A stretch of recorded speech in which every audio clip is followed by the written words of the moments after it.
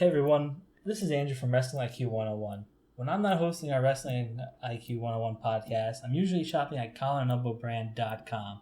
That's right, collarandelbowbrand.com is the only place that combines wrestling with street attire. And I know what you're saying, I want to look fashionable, I want to save some money, so why don't you head over there to collarandelbowbrand.com, type in the promo code WIQ101. It's the perfect combination if you want to save some money, look great, and always be on top of your favorite trends.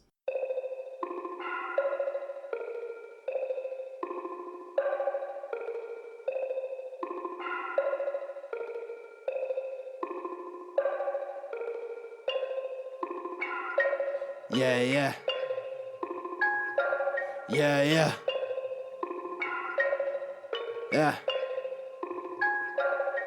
Look, Wrestling 101, classes in session. Pay attention to the teachings, that's from Andrew and Derek. I mean, these guys making a killing with no competition. Dynamic duo better than the Hardy Boys and the Dudley Boys. Everybody make some noise, mess with them, you get destroyed. They cannot be beat, take a seat. Watch them do their thing on the MIC. Face defeat, they cannot be seen like JC. Oh my goodness, it's a killing spree. Wow, Women of Wrestling, and you're listening to Wrestling IQ 101. Hey guys, welcome back to another edition of Wrestling IQ 101. I'm Andrew, alongside Derek. You. And you can follow Wrestling IQ 101 on Facebook, Twitter, and Instagram at Wrestling IQ 101. You can listen to us right here on YouTube by hitting the subscribe button, or you can check out Wrestling IQ 101 on iTunes or search the B Plus Player Network. And today, we're sitting with Monsta Mack, man. How's it going today? What's going on, guys? It's been a hot minute. Yeah, I think the last time you've been here, it was like a year ago. Yeah, was that with changed. Kyle? No. It was by myself? That was, the 101. Oh, yes. With Mark and Colin. Man, that was a fun show. Yeah, that was a good one. Definitely should go back and listen to that one because I'm pretty sure some wacky stuff was said and some good political stuff was said back then. Yeah, we were drinking a little bit, celebrating. Pizza. Now look at our life. We're eating apples now. It was a wild life. Yeah. But now, see, here's the thing. You guys are so busy doing shows that, like, you don't have time to order pizza or get alcohol. You only have time to get some apples. Well, also, we have to health conscious now. Oh, I know that game. So, yeah, no more donuts here. Boo. Donuts. Oh, man. It should be for special occasions. Like anytime Uncle Steve is at the studio. What show are we running here? Listen, I mean, Exotica was just in town last week. So, that's the kind of show that I'm looking forward to. We go from donuts to Exotica. Hell yeah. I see where you're going. Yeah, I mean, it's a natural fit, isn't it? Oh, man. It just kind of blends in, right? It does. The best of both worlds, you know. Everything has holes, and that's all that matters. I think Magic shares that same... Magic definitely is of that belief. Definitely. That's why we're partners. Magic is awesome. Shout out Magic. Because last time he was here, unfortunately, I couldn't be here when we did the interview with him. Magic thinks he's racist. And Magic called him racist. He calls him racist all the time. That's what's he up. He said, whenever I'm around, you're not around. He's like, I think you're racist. I was That's like, all right. We both black. What do you mean? As great of tag team as we are, he, for the longest time, used to say that if it wasn't the Hit Squad, Modtrom, who used to run the JPW Productions, wouldn't show any of the stuff. So he used to hate on me hard. But it's cool, man. Yeah, they're my boys, and that's why they show me. Nah, That's funny as hell. But yeah, Magic's awesome. Yeah, we went to GoPro together, right? And afterwards, I went out to eat with Magic, and I got there, and he's like, "Where's your boy? Where's Derek?" I'm like, oh, he had to go home. He has a family. He's like, no, he's just mad racist. That's funny. He doesn't like when I take his spot, and I was like, I don't know about that. I don't think that. That crosses my mind at all. Somehow, also Joey Janela didn't like you either. Joey likes me. We interviewed him. He's like, "Where's the third guy? I don't like him." I was like, damn. I was like, "He had to work." You can hear it if you go back. It's all good. I'm doing all the work behind the scenes, man. All right. They don't appreciate me. They think they want me to be out there in the spotlight. It's like the referee in a match. Referee is one of the most important parts of a match, but nobody appreciates the referee. Never appreciate me. I appreciate Danny Davis. I appreciate Ref Bandito. Yeah, right. He's on right now. Sean Bennett was a great referee too. Sean Bennett, yeah, and I think he would give me mad crap if we didn't mention him. Referee Hansen. Oh yes, yeah. Referee Hansen. Paul Turner, who was AEW, like that. I've known that dude since he was like 15. I feel like, you know what I mean. And it's cool to see him get mad success, and like all the cats that are Bryce and all those guys that are blowing up now. It's cool to see all of them getting some pay. Yeah, we gotta talk about this because it wasn't too long ago where two of your buddies, Keith Lee and Matt Riddle, on SmackDown on Fox 5. Yep. I mean, how awesome was that? It's really cool. I mean, to see them, to see Tommaso Ciampa, who's someone that I've known for a hot minute too. Mm-hmm. Even Adam Cole, that like I wasn't cool with him, but I used to bump into him at shows and stuff like that. Like to see all these guys getting some burn on the big show right now because SmackDown is the big show. It's it's really cool to see them all not only getting burned but getting wins over guys.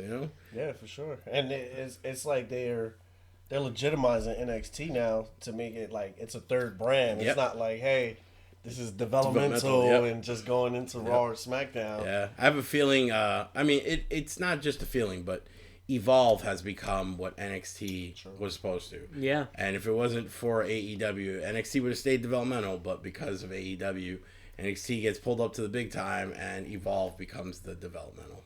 Yeah, definitely. A lot of mixed reaction about AEW. Jim Cornette, he's about 50-50. I've been listening to him. He's not overcritical, but he is on some things, and then he's very critical about others. Mm-hmm. About a month in now. What do you see and what do you like and dislike about AEW?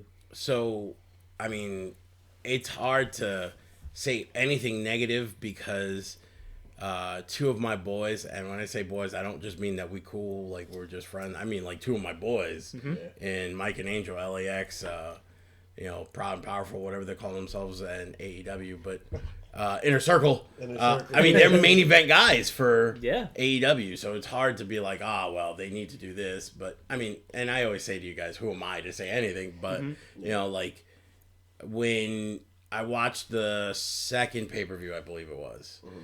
I'm watching a lot of these matches now. Listen, I'm no one to critique because let me rephrase that. I am somebody to critique. Everybody can say whatever they want to say, share their thoughts, opinions.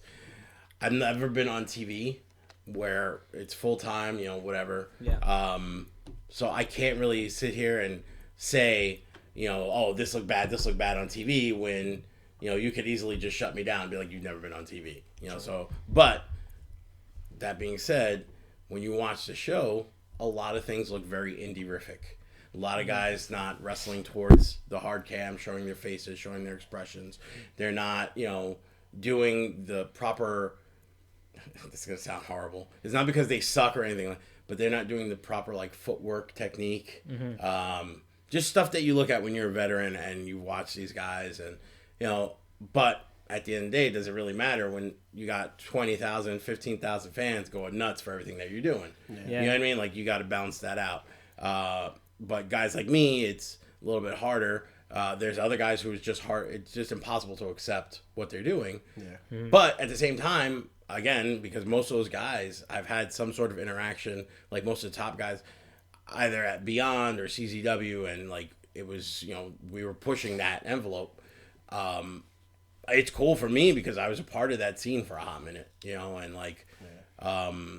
and then I watch NXT where there's a lot of guys that I was helping out there and, using in JAP there, and it's a lot of cool stuff. And for me, it's cool. I mean, there's competition and wrestling is fun. When you watch AEW, Chris Dickinson said it. He was like, when you watch AEW, you walk past the room, somebody has it on, you're going to see action.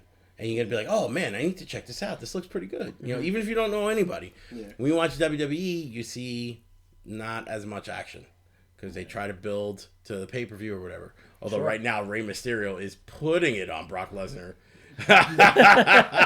You know what I mean? So like this, I'd see this, and we're watching Monday Night Raw. It's what's the date? The 4th? Yeah. November 4th. So we're watching Monday Night Raw right now. Rey Mysterio's beating the crap out of Brock Lesnar with a pipe and then the belt on the ramp. So like.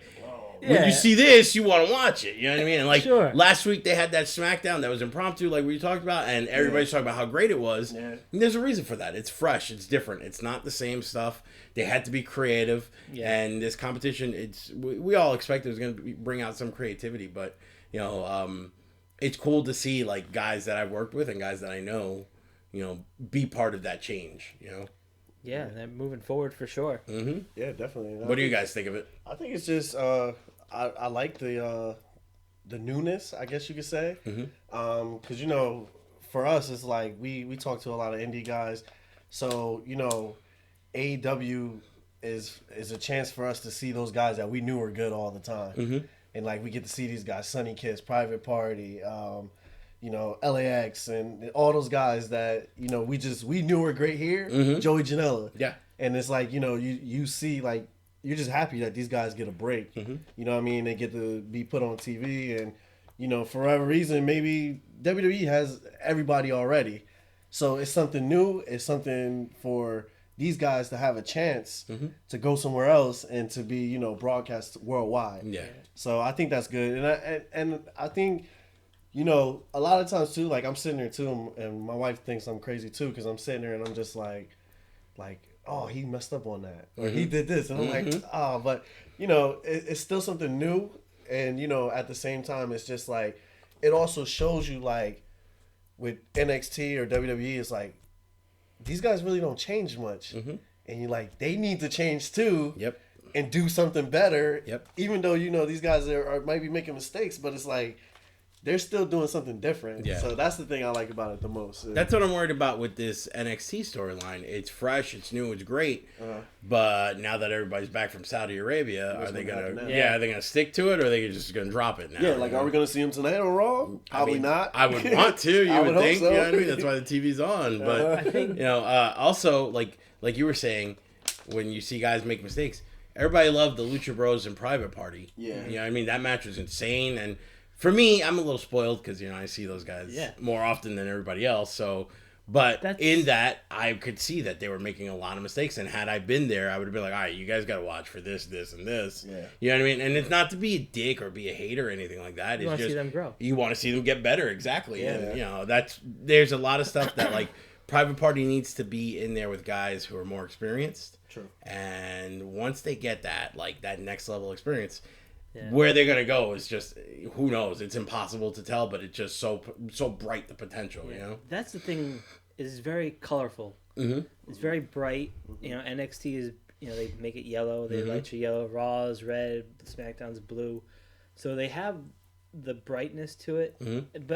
And that's the thing. We being here on the Northeast, we are very spoiled, especially in New Jersey. Yep. If you want to go to New York or to Philly, you have to go through New Jersey. It's literally how the map works. Mm-hmm. And we know all... I mean, who else? I mean, we knew Derby Allen before, right? We knew Joey Janela. We knew almost everybody on that roster. Mm-hmm. Yeah. Now it's time for other people to understand what we've been seeing for so long. I mean, sometimes they've gotten a little glimpse of that. I mean, they've done WrestleCon in other states, and they've done very well, like GCW, right? With all those things. And they brought in a lot of those guys, too. Now it's just time for, I think, people who...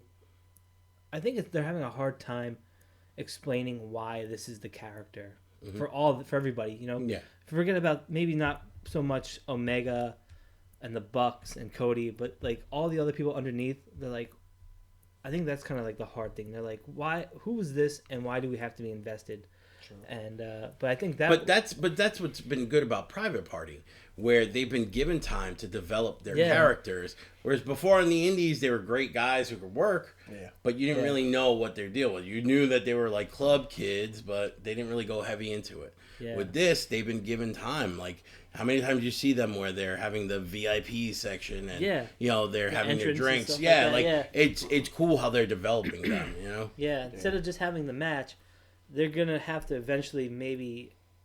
I'm not saying do full vignettes, but they're gonna have to start doing more promos on there. Well, they wanted to do that for JP. They did a couple that they filmed on their own, so they're willing to do it. Yeah. They just need someone to tell them, direct them, and show them. That's kind of what they need. And then like, there's always like that one long match, and I'm like, you can get, and Raw is guilty of it too. They have like one long match too, and it's like in that time they could maybe just cut that match down and But then you never know what'll happen. Like, there was that 1 year, it was probably like 12 years ago, maybe even more, when you had like Cena and Shawn Michaels wrestle for like 50 minutes. Yeah. And that was a classic. It was better than their WrestleMania match. Yeah. You just never know sometimes, Yeah, there's the truth. I think with them too is I don't know, maybe it's because they're so fresh and they're just trying to figure everything out. Mm-hmm. But I think more with them, like the wrestling is great, and they don't really have the entertainment part of it right now. Mm-hmm. I think that's what it is. The only real story that I see them building is around like the Inner Circle and Cody. Yeah.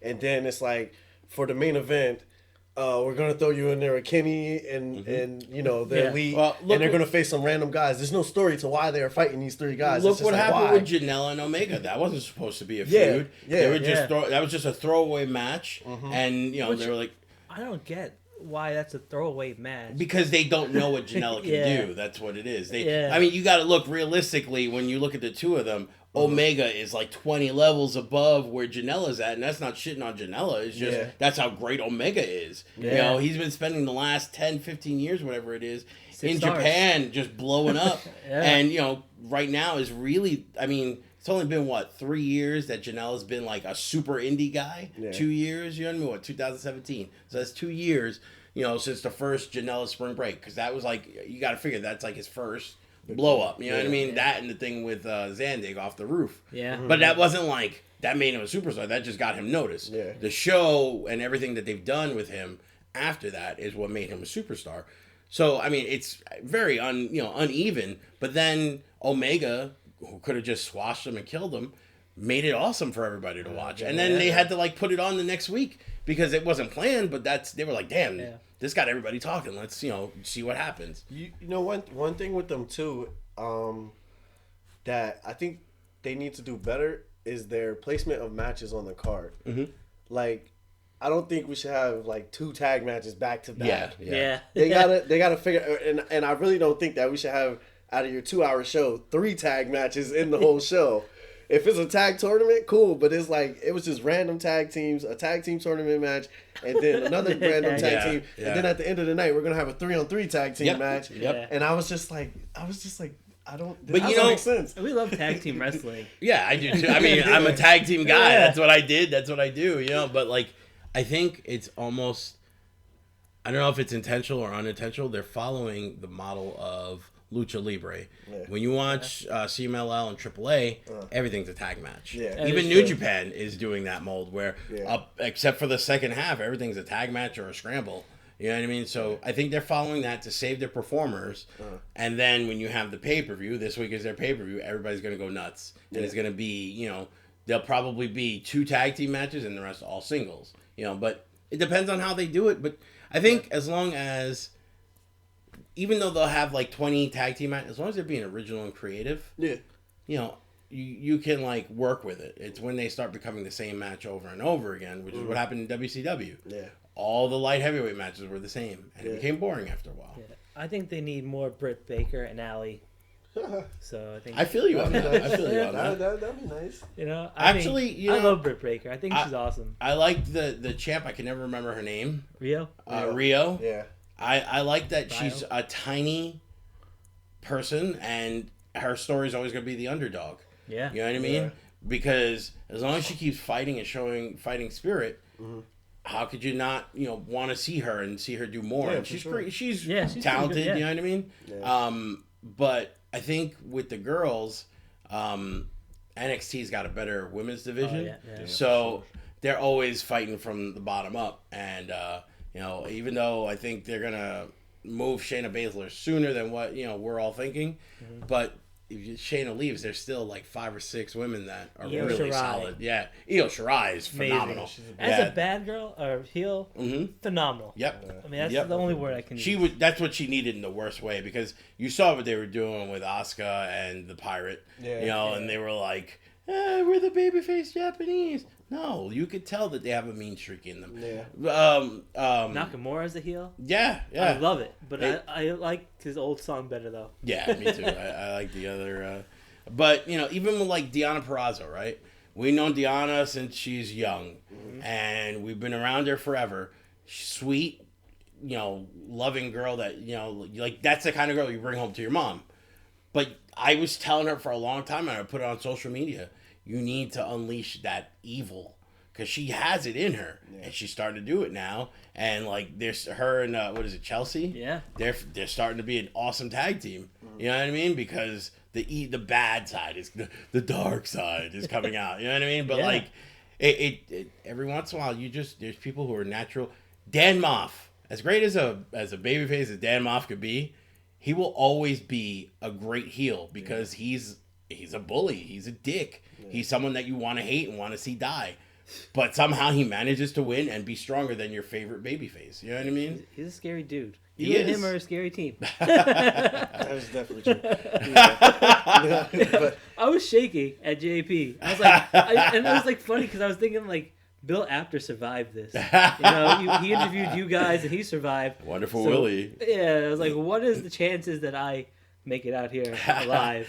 Bill Apter, when we were kids, I want to say like our third year in the biz, it was like me, Key, Homicide, Moff, and like maybe a couple other guys. We were doing a show for Alpha and Samu, and Bill Apter, we had known him a little bit already, and he comes up, he's like, "Hey guys, you ever seen my 3-second figure 4 leg?" And we were like, "No," we're like, yeah, no.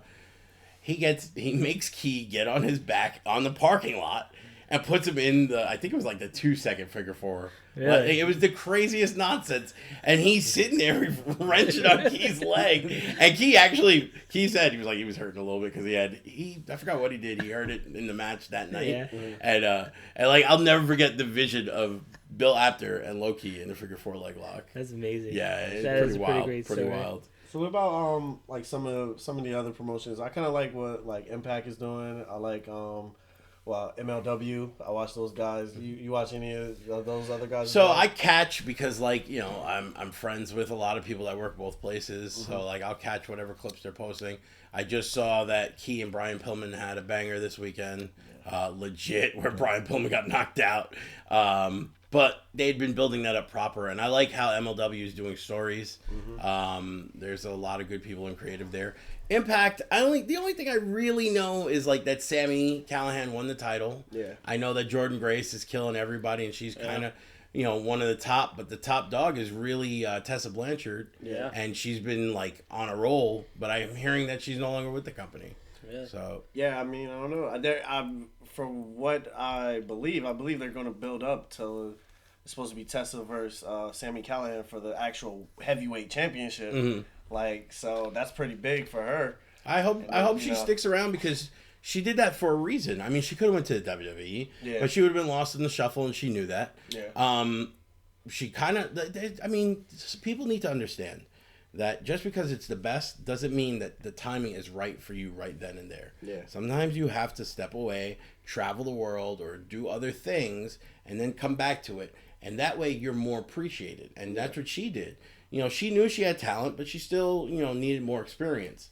And I think now that her name value is so high, when it's time to make an offer, they're going to have to pay her almost triple what they offer her initially. You know what I mean? Well, she can't leave yet because she's on top of WOW, Women of Wrestling on Access TV. Cheap plug on Saturday nights. Tessa? Yeah. Awesome. Yeah. She's feuding with the Beast. Awesome. And if they'd like to send her our way, we would be more than happy to interview her. Tessa is a really cool individual. Oh, look. It looks like we might get our wish today. NXT might be there, yeah. Tessa's really cool. There's a couple of girls. Harlow O'Hara. Yeah. She's another one of the WoW girls who I'm super high on. Yeah. She's my kind of chick, nice and thick and crazy. Yeah. But I mean, this is one of the better periods since. I mean, this is the best period since WCW and ECW closed for wrestlers. Yeah. There's so many options now, whereas just even 2 years ago, a year ago, there wasn't anything. Yeah. You know, you can go to WWE or you can go to Japan and good luck. You know what I mean? Now there's a lot. Yeah. Studio wrestling. You for or against it? I'm all for it. I love it too. I'm all for it. I mean, I know with NWA, everybody's loving the look because it's a throwback, and that's what we grew up on as kids. Yeah, and like the good thing is, this is the one thing that I've learned just being a wrestler. You can wrestle in front of a crowd of 10,000, 20,000, whatever. You know what I mean? And it's an awesome feeling because that feeling of all those people cheering, and you physically feel all the air pressure change in the ring whenever they cheer or boo. When you're in a studio and you're wrestling in front of, let's say, 200, right, at max, because it's so confined, it's even louder than when you're wrestling in, because the sound just bounces everywhere, and all you hear is the kids and the girls, and it's like how I described to you with Beyond, how I would get charged at Beyond because the fans were right on the ring. Yeah. You hear everything. So if you about to do something, you could hear it and you could stop and, play around. You know what was funny? Because they're studio wrestling's back, but I was wasn't Impact in a studio? Were they? Yeah, Universal right? Studios? Yeah, right. Yeah, I get, but it's not the same. Yeah. It's not the same. I mean, even at Universal, what were they holding? 600? You know what I mean? It was a decent number compared to what the NWA studio is. WCW back in the day. NXT is a pretty small, Full Sail University, pretty small. I guess when they're talking studio though, they're not talking big grand entrances with 100-foot screens. They're just talking a door and a curtain. You know what I mean? Kind of like Chikara, because they do the interviews off to the side and stuff like that. It's kind of all in one place. Everything's all in that one little circle. Yeah, that square rather. Well, if rest in peace, but if Fat Frank, former owner of JAP, was around, he was pushing forever. If you look at all the efforts back in the day, he tried to get that NWA style, and it just, I don't know, maybe the talent was just too big, and we outgrew our surroundings. But when we were in Bayonne, in that small place, he was always trying to get a studio TV taping vibe, and he loved that. So if he was alive, he's one. Once I saw the NWA set, that's what I thought of right away. Yeah. He would have loved that environment. I don't know how I can imagine Necro Butcher being in so we studio, had right? I'm telling you, when we used to run tapings at the at Gina Caruso School. Yeah. We had Necro Butcher there, and we interviewed him, in the back. Yeah, we used to do ringside with Dan Moff, Jay Lethal, everybody that was there at the time, Yeah. We all tried to set it up that way, Right. But it's hard, though, when you have, for those type of tapings, you have to have a combination of things. You need to have a bunch of enhancement talent. Not guys who suck, but just guys who have no real name value to put over guys. And you had to have, really huge stars. You can't just have, mediocre stars. Yeah. You know what I mean? Because nobody's there to see mediocre. They're to see the big, bright lights. You know what I mean? And you have one big, superstar versus superstar match. And that's, the whole formula to it. If you stick to that formula, you include promos and then maybe a video package, but you don't really have to go all out. You know what I mean? Keep it simple. Yeah. You gotta do the Vince McMahon, with the big long microphone. In Allentown, yeah. That's kinda, you gotta do that kind of stuff. That's exactly. But that's exactly what Frank was trying to do all the time. Yeah, somehow he had Iron Sheik doing those curls and stuff that. Who brings them to the ringside? It's just and the Grand Wizard and stuff like that. It was. I mean, I would have loved, and a lot of us talk about, we would have loved to have been wrestlers in those days because we all would have had so much fun. It was hard work, but it was a lot of fun. And if you look at those guys and talk to them, they all light up when anybody asks them about those days because it's a great, experience. Maybe not for everybody, but for the most part, you know what I mean? They gotta bring that back. Well, I mean, again, it's all about having the right mix of talent. If AEW were to do it, I don't think they could try. I don't think they would get the formula right because everybody there is, for them, there are no lowercase guys right now. The Beaver Boys, John Silver and Alex Reynolds, that's their lower tier guys, but we all know who they are, and the crowd knows who they are. Yeah, you know what I mean? So you gotta have guys please, I never mean disrespect because there's guys who are vets and before me or whatever, but Barry O and Barry Horowitz, you need guys like that who are jobbers that can get people over. Without that, it's just guys trying to make a name for themselves. You think that kind of like hurts them? Because I feel like with especially like AEW now, since they do have like those names, it's like 1 week you'll see somebody, and then it's like you won't see them. Like we haven't seen Nyla Rose since the women's championship match. Yep. And like we haven't seen her on ever since. But see, it's also a combination of how you perform. Gotcha. I mean, look at and I'm cool with the one I'm about to say. Nyla, we've talked, but I'm not like cool with her like that. Nyla was exposed for being not great. You know what I mean? Yeah. She did that battle royal. She almost hurt a couple of people by the way she was handling them. And like, I get it. Sometimes you got to be like a Brock Lesnar and be a beast and throw people around. But Nyla, everybody's trying to push their deal with her. Yeah. She not ready for that. You know what I mean? The other person that happened to was Mia Yim. Yeah. Mia Yim had that series with Shayna, and a lot of people were disappointed. And I know that those two could tear it up. Yeah, But for whatever reason, it didn't come off well on video. Like when you watched it, it didn't come off as good as you would have thought.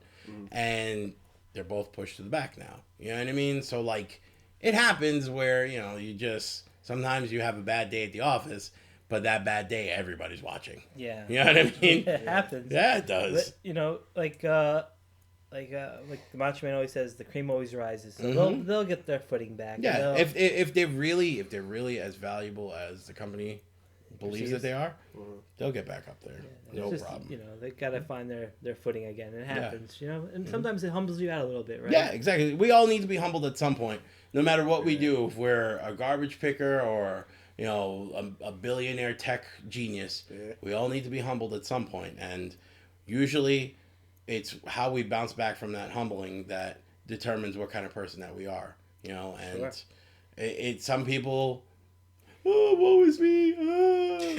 And some people are like, all right, I fucked up, but now I got to get my stuff back together and I'll be good. I'm gonna knock it out the park next time it comes. Who are some of those like some of the young guys that you're looking at now, like just watching, you see like a bright future for them? Like besides like watching like WWE, AEW, like I love MLW. Like I love it. I think those guys are like amazing. That whole show, everything is just great. And I initially started watching it for Selena De La Renta, and then it just blossomed from there. And I was like, yo, these guys are amazing. It was funny because Loki put up a video that he sent me a couple of weeks ago of him working out with Selena. And like I asked him, I was like, how many creep comments did you get off of that? So nobody's saying nothing to me because I'm me, but I'm pretty sure it'd be a lot. But I like, it's funny when as soon as you asked that before you started getting into it, I was gonna mention two of their guys, and that's Jordan Oliver. Yeah. And I always forget what his MLW name, but Tristan Ty. Okay. From Above the Rest. Yeah. I'm very high on him. I get to see him a lot at CZW. I mean, the two of them have different, unique looks, but I just see so much potential in the two of them. I think with Tristan Ty, and like I look at things as a realistic thing. I always have been that way and whatever, but his unique look as an Asian man, I think that's the selling point to him. But then, you draw them in with that sizzle, and then his stake is how fast he moves in the ring and how all the crazy stuff he does. You know what I mean? And the crazy thing is, Gabriel Sky, his tag partner, he's great too. But because Tristan's so awesome, he gets overlooked. Right. You know what I mean? And it's not even like a matter, because some tag teams, there's some guy who really sucks, and then there's I hate that they do the Marty and Sean, but like that's the best way to describe it. But I mean, when you look at Marty Jannetty, we've seen it. Champion. Marty was awesome though. Yeah. Marty's the one that taught Sean how to do his best stuff. Yeah. You know what I mean? So and when you talk to him, I do too, man. He's an awesome dude, But there will always be that comparison. So I think with Above the Rest, like I said, they're a great tag team. I enjoy watching them. I think Alex Reynolds, I know I'm going to catch some heat from a couple people that can't stand him, but I think Alex Reynolds is doing an awesome job. John Silver, every time I see Silver, is awesome, but there's a reason why they're on, AEW. you know, there's a few guys out there right now that are just doing their thing, and you know, one of our guys, Mr. Warhorse. Yeah, Jake Parnell. Jake Parnell is blowing it up. Like You know what I mean? He's going. I mean, look at the year he's having. Yeah. You know what I mean? He's been having a killer year, and I hope he gets something. There's a lot of guys I was exposed to because I did IWA, and I was exposed to a guy, Project Monix. I believe his gimmick name is Pat Monix, but I know he's doing like a thing where he's Project Monix, where he's like a cyborg. Okay. A smart kid, only been in business like 5 or 6 years. Really great look to him. He's somebody that could make it. You know what I mean? Shane Mercer is another dude. He's starting to make a lot of East Coast appearances. I mean, he's awesome. Like, there's no reason why he shouldn't be on TV full time. You know what I mean? Yeah. So there's a lot of guys out there now, which is good. It's just the problem is, if you're a promoter, you need to have that flight money, that trans money. Yeah. Because if you don't have it, you're missing out. You know? Yeah. Yeah, definitely. Mm-hmm. It's awesome on one hand, but it kind of sucks because it's like, we were seeing these people like every weekend, right? Mm-hmm. And now I have to watch, like, I see them on TV, but I'm like, I miss these guys on the weekends, right? Yep. And then, but at the same time, it opens up so many doors for other people. Yep. And that's like that's the beauty part of it, right? Because it's like an ocean, and this never stops, right? It comes in waves. Yeah.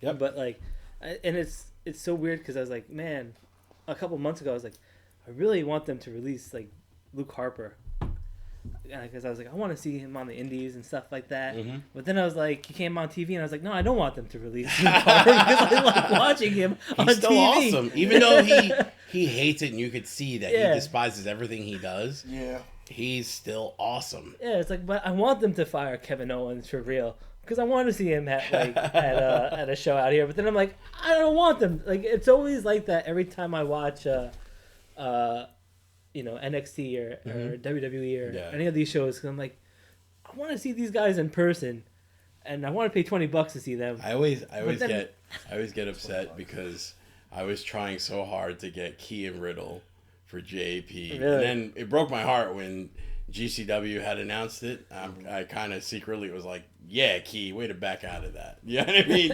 I mean, I know he was hurt, and like, you can say whatever you want to say. I talked to the dude. I mean, we're family, and I know he was legit hurt.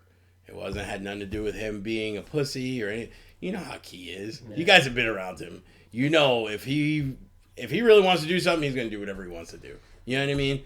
But no, he legit hurt himself before training, and then training made it worse. Yeah. And he still actually deals with it from time to time. Whatever injury he caught, I don't want to say it because it's up to him. But he still catches it. You know what I mean? And like, I know, like, at the same time, I can't really be like, oh, you don't know, because then they're gonna be like, oh, you're just sticking up for your cousin, blah blah blah. You know what I mean? If they only knew, I'm like, fuck low key. Brandon's cool, but fuck low key. You know what I mean? But dude, Speaking of low key, I don't mean to cut you off, but speaking of low key is like legit, like one of the greatest wrestlers like all time, man. Yo, he is so amazing. Like, this dude, I loved him in Impact. Andrew will tell you, like, I used to always tell him, like, yo, low key is like bomb as fuck, man. Like, he's a beast, man. He's somebody I don't think he gets like enough credit for just like how great like he is, how great he is in Impact. It's because he has the perception of being an asshole. True. And part of it is he is an asshole, but the other part, the bigger part, is that he really cares about wrestling. Yeah, true. I mean, it sucks because nobody sees the stuff he does behind the scenes. Mm-hmm. And like, we've butted heads and whatever, but that's because we're family more than anything. Yeah. But I've seen him go up to younger talent and sit them down and talk to them. Yeah. Because he remembers what it's like. He was the same thing. I remember him doing a Sasuke special and then doing a super crazy twisting move off the top, and like all the stuff that the kids are doing now, he was doing it back then, and 20 years ago when we started. But the difference was, like, he was training like legit, and like, whereas these kids, they're kind of just crash test dummies. You know what I mean? Yeah. And so he's trying to help them out, but a lot of people are like, he's a dick, I don't want to deal with him. There's people who have never, oh, look, there goes your NXT invasion. Oh, Yeah, boy. Bobby Fish. Bobby Fish, another Bobby JP. Fish. You Yep. there? So originally he was Jerk Jackson, and we were working. I kept trying to get him booked for JP because I knew how good he was, and he was like, "Steve, you think it's cool if I call myself Bobby Fish?" I was like, "Hell yeah, I like the name," and he started using it all the time. And then next thing you know, he was with Ring of Honor, and then Yeah, now here we are. Yeah. Let me ask you this because Synergy's bringing back a tournament that's holds a little value. Best of the light heavyweights. And Arcadia is going to be in that Yes, I can't wait. match. Are you rooting for him? Always. I mean, He has some pretty stiff talent in there. oh no, the lineup looks insane. Yeah, It's right? Homicide, Gangone, Arcadia. Who else? Jordan Oliver. Jordan Oliver. Is Parnell in it? I believe. I think he is. I think he is too. I thought I saw his Check. name. Yeah, I'm pretty sure he is. Worse. I mean, But like, it's a stacked lineup, and I mean, the one thing about the best of light heavyweights, they always try to stand out and be different and find talent, that wasn't established and put them in there with talent that was established, and it was always, if it wasn't that, it was a superstar extravaganza, you know what I mean, where it was all names. yeah, it's Jordan Oliver, Gangone, Homicide, Ace Austin, Brandon Kirk, Jordan Oliver, and Arcadia. Arcadia. So, Yeah, he's back. He's Arcadia, back, man. yes. I think it's a one-time deal though. No. Don't say that. I mean, Don't but put if that it is, isn't that a reason for you to be there and not miss it? You know what I mean? Yes. Don't put No, that. yeah. Believe me, I love Arcadia, and he was somebody when I was running things that I always wanted to put the spotlight on. He never believed in himself as much as we believe in him, which is crazy when you think about it, because for the last 15 years that he, you know what I mean, like that he was working, he was one of the best, and he didn't even know, Oh, great. I'm afraid of you. I'm not going to say who his name is because I know him, but I wouldn't be afraid of him. His partner, yes, maybe. But that's funny. But, yeah, I can't wait. You know the funny thing, we were just talking about this, and I was like, you know what I hate when they do like these invasion angles, and the dudes that they don't never have on TV. Oh yeah, that's they're the always perfect. in the invasion angle. And Yep. they that's when they give them some time. And They come out and they're fighting dudes. And they're rocking the. They're all tough now. I wouldn't even be rocking the colors. I'm like, you don't even put me on. Yeah, TV. exactly. I'm not repping this. Yep. You know what I mean? Spit right on it. It's mad funny. So I mean, if we're gonna be talking about WWE and Hey, T-shirts, those guys are in the 24/7 run right now, so they have a lot of things. the 24/7 title. I'm like, Yeah. what? So, like I said, if we're gonna be talking about WWE and T-shirts right now, your man ACH. I'm using his non-WWE name. It's a lot safer that way. I feel like everybody that brings up Jordan Miles, you know what I mean? Gets in trouble. But, this is the thing. Ultimately, they all get paid, and they have security for now, as long as they don't get hurt. Because at any point, they could decide to just let you go when you're hurt, which sucks. Yeah. But they don't have to do a 9 to 5. They don't have to do anything but work out and eat. That's it. Yeah. You know what I mean? Like, that's the life. I would talk to Bandito Jr. all the time and ask him how awesome it is. And he would say it's the best thing. Now, he's a referee, but he still did the training with the guys. Yeah. You know what I mean? And, like, it's cool that, that's, for wrestlers, that's the life we're all looking for. So, I get why some of these guys are not the most motivated. I was going to say lazy, but I think that would upset a lot of people. Not that, people are like, oh, fuck Steve for what he did. People... Yeah. Whatever. But, I think that their lack of motivation, they think, well, if I get released, I'll get an automatic contract with AEW and I'll be a star there. Or I'll get a contract with Impact and be a star there. that's the kind of thing I hope that doesn't happen, right? Because it happened with WCW where they're like, oh, we'll bring this guy and this guy. And then finally it felt so watered down. Like, and also TNA, too, was kind of doing that.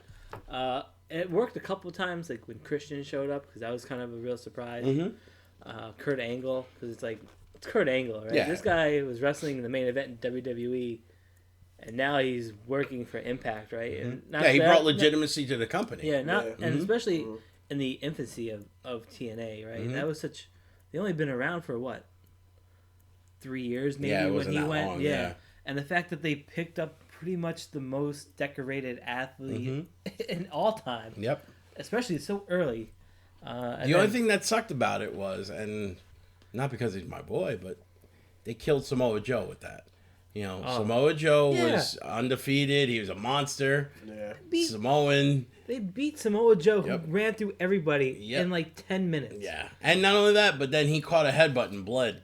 Yeah. Samoans aren't supposed to bleed from headbutts. You know what I'm saying? Word, right. Like, but...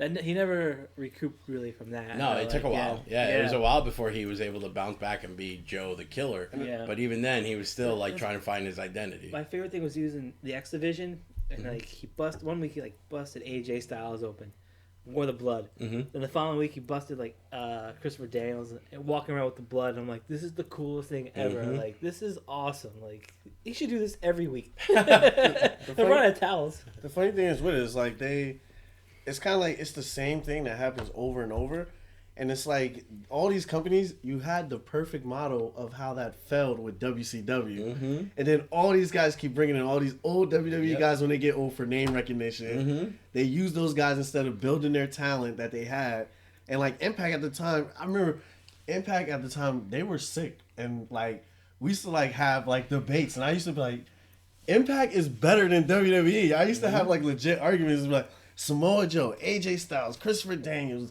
Jay Lethal was there. I'm like, these dudes are way better than all of these guys in WWE right now. Yep. I was like, they just don't have the entertainment like how WWE has it. Yeah. But I'm like, if you're like a hardcore wrestling fan, like this is what you want to watch. But then, and then they killed all of it. Then they brought in Hulk Hogan and Eric Bischoff and Kevin Nash and Scott Hall and the main Actually, event. but see, this is the thing. I always thought with Kevin Nash and Scott Hall that it was a little bit cooler. You know what I mean? But see, here's the thing.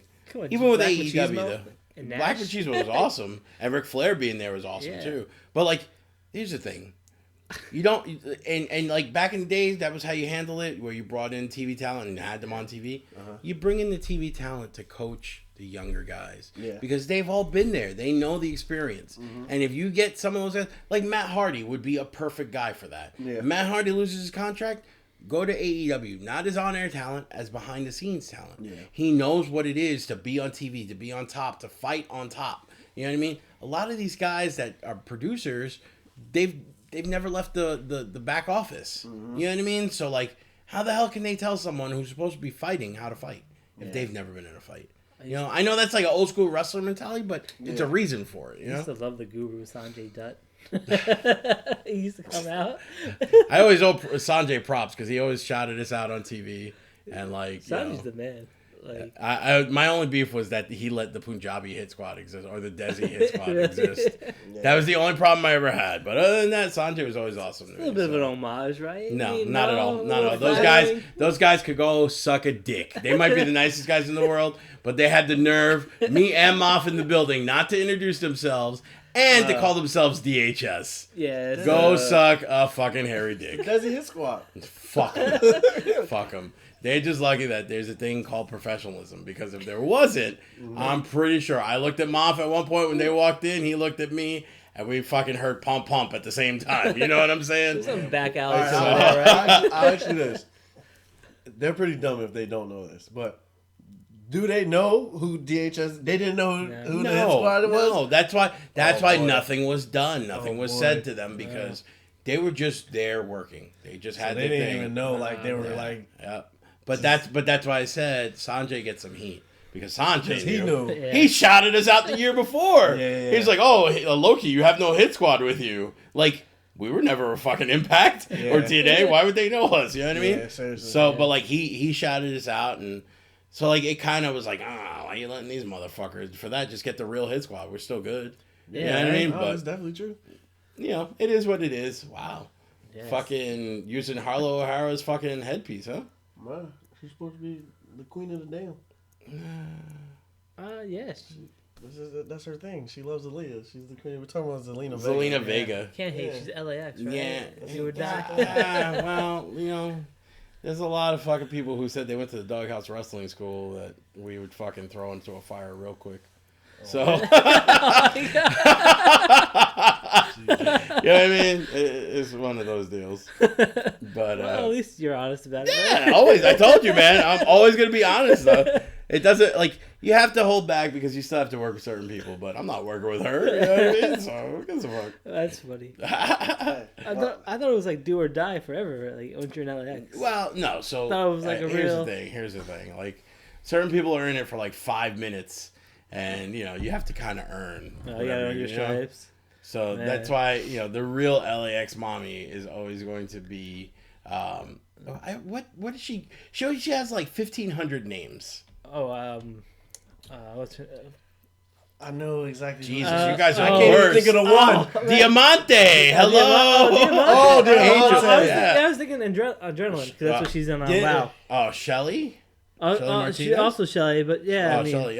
Shelly was the first. She was, yeah. But Diamante to me is the real LAX. At the time when Selena was there, and she had a partner. Who was her partner? I don't remember. You don't remember? Yeah, her? she had the other girl. I remember her partner. That's who I was thinking of. No. I was thinking of her. I had her WoW name stuck in my head because she's also on WoW. Oh, okay. Diamante. Yeah. And I was like, what is it on WoW? Yeah, that's what I'm saying. She has like 1,500 names, so it's like for adrenaline. me, it's hard to like remember which name is her pro name. Yeah. Like I know her real name, you know what I mean? But like, and she's teaming up with Fire, who's also Kara Hogan. Oh, okay. On WoW. Oh, that's a girl. Yeah. So awesome. I mean. Yeah, WoW is really doing some cool stuff. That's cool. I pop every time you give me updates. Yeah. Because like I know that there's a lot of people who love WoW, and it's just really cool that you're getting a chance to like work with them and do stuff with them when not that many people are. Yeah, it's crazy how that happened. I mean, like things just on a chance. Like I'm sitting here at home, like I can't go anywhere. I'm not doing anything, and I messaged one of the women who wrestle on that show, and she was like, "Yeah, I love to, but and she hooked us up with the right channels to go through there, and that's awesome. Yeah, it was really. Sorry, I can't quite hear you. I was like, "What the hell?" Please repeat what you said. No, Siri. I was like, what "Fuck off." She wants you to repeat that. Yep. When they Siri's like, if you're gonna be a creep, I'm gonna be a creep too. And when they let us talk to Selena Majors, last year, I was like, what better person to get the vote of confidence from, because she's been there, she's seen it all, and the fact that we went from talking to her, and again we talked to her just a few weeks ago, but now we've talked to like 7 women. No, not the whole roster, but we're getting there. But that's awesome, though. That's our goal. That's the thing. Did. That's why I was trying to say to you guys when you first started. All it takes is one hookup. Yeah. You know what I mean? I mean, when we first met, you guys were the shyest guys I've ever met. You know what I mean? But then eventually more and more and more, you guys got comfortable and everybody started knowing who you guys were. You know what I mean? And it's led to everybody does your show, and like, you know what I mean? Like there's not too many people who don't know who you are. Yeah. You know what I mean? So that's like a cool deal, you know? Yeah. That's pretty cool when it's just legit, and they'll be like, "Oh, hey, we're from Wrestling IQ. Oh, yeah, we heard of you guys. Yeah, exactly. We'll do it. What time do you Yeah, want?" exactly. It's not like that weird, like, "Oh, wait, who's done your show before?" Yeah. Like, it was weird because I was at a Dropkick Depression show, and I don't remember who it was, but Colin went over to somebody, and he was like, "This guy's the man." And I was like, "Nah, I'm not." He goes, "But for real, like this guy goes backstage and does interviews. Like no other podcast does that, right?" And he turned around, and he's like, started walking, and he's like, he also did JP. And like, Colin, it's not like it was like low or anything like that. Yeah. It was like, he did JP. It's like, what the hell?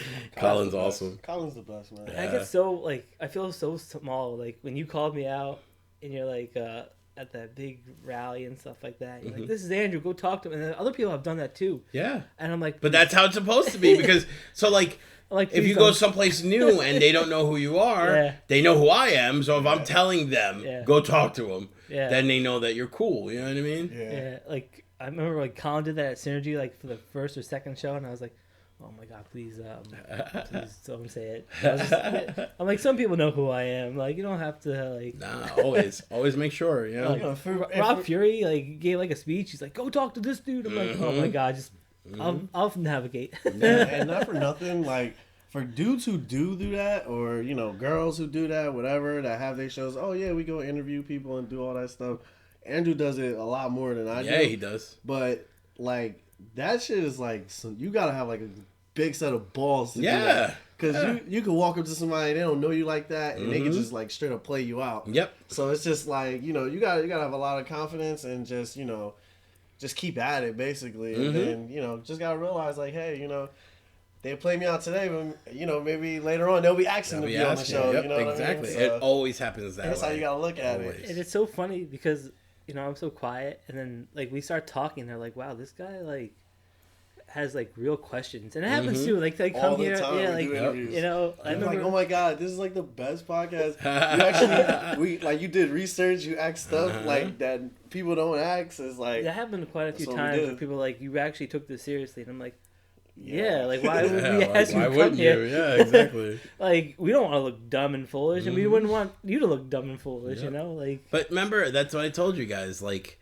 when we were doing the first show, it was a really comfortable, relaxed vibe. Even though you guys are nervous or whatever, but like the best way to describe it. It wasn't a podcast. We were just having a conversation. Yeah. And those are the best podcasts. That's why, like, whenever I do Shining Wizards, it's the same kind of deal because their studio, you're sitting in the couch, you're just chilling. You know what I mean? Yeah. And like they'll offer you a beer, whatever. They're just regular dudes. They're not trying to be, oh, we're somebody in the business. And that's the same thing with you guys. You guys are just regular dudes, mad chill to talk to, funny, smart. You do your homework, and at the same time, it's relaxing, and it's also you feel real comfortable. Yeah. You know what I mean? Like there's sometimes, dude, I did a podcast and the guy, all he could say was yeah, so yeah, and I was like, holy fuck, this is gonna be a 40-second conversation. You know what I mean? Yeah. But not everybody is on that same level with you guys where it's mad chill, mad relaxed, and just have fun. It's just guys talking BS and what I mean, about whatever the fuck. Like, it was funny because I was talking to a friend of mine, and he's like, "Oh, you need to be more animated. You gotta come up with a character. These wrestlers have characters." And I'm like, but the way we do it, it's almost like the guy from like 60 Minutes, right? Like he doesn't go over the top. He's like pretty chill. He's pretty mellow, right? And then people just open up to him, right? Yep. So I'm like, that's kind of like what you want. Like, that's the way I kind of perceive it. Like, I'd rather hear some good stuff, and not just. It's not about me. It's not about Derek. Yeah. It's about the conversation, right? Yeah. And it's about the person talking to us and learning from them. It's also about the people listening to the conversation. Yeah, and they want to hear the questions that we want to hear. And sometimes when you're more comfortable and there's a comfort level, hospitality, you feel like you can open up more. It's just the three of us. There's a lot more people listening. I'm watching the mixed tag match with Zelina Vega and Andrade and Sin Cara, and I don't know what the girl's name is wearing the mask, but she just went for a high cross body off the second and almost killed Zelina Vega. Yeah, she sure did. I mean, whoa. I mean, listen, you get put in a situation. I know that all I've heard is how the girl is really young. I think she's like 21, 22, and very little experience, but you gotta. This is why you can't have people who don't have that big time experience be put in big spots. Yeah. As great as a talent as some of them could be, if they don't have that, when it comes time, they will almost always drop the ball. You know what I don't get? She has great gear. I like her gear. Why the pink mask? I think it's just like a girl. a lucha thing, you know what I mean? Bright colors. Yeah, but it doesn't even go. It doesn't go with the rest of her gear. Yeah, if she had like a gold mask, yeah, it's cool, awesome gear, and then like the pink mask is just like throwing it off. I'm like, I don't know, and it looks very generic too. So I love her on it. Oh, her name, Pink Mask. That's what it is in Spanish, Pink Mask. I don't know, bro. Pink mask. I don't know. I think the gear is awesome. Although she's wearing a t-shirt, and I'm surprised that they're letting her wear a t-shirt. But I guess because she's a little bit chubbier than Zelina Vega. Not chubbier, but thicker. But, I mean, if we're serious, she literally has on what Bailey wears. Yeah, yep. She just has a mask on. It's the same exact thing. It could be Bailey. No. Yeah, Bailey. That's not Bailey. Oh, that shot. Jesus Christ. That's not Aren't Bailey. you a married woman? What the hell?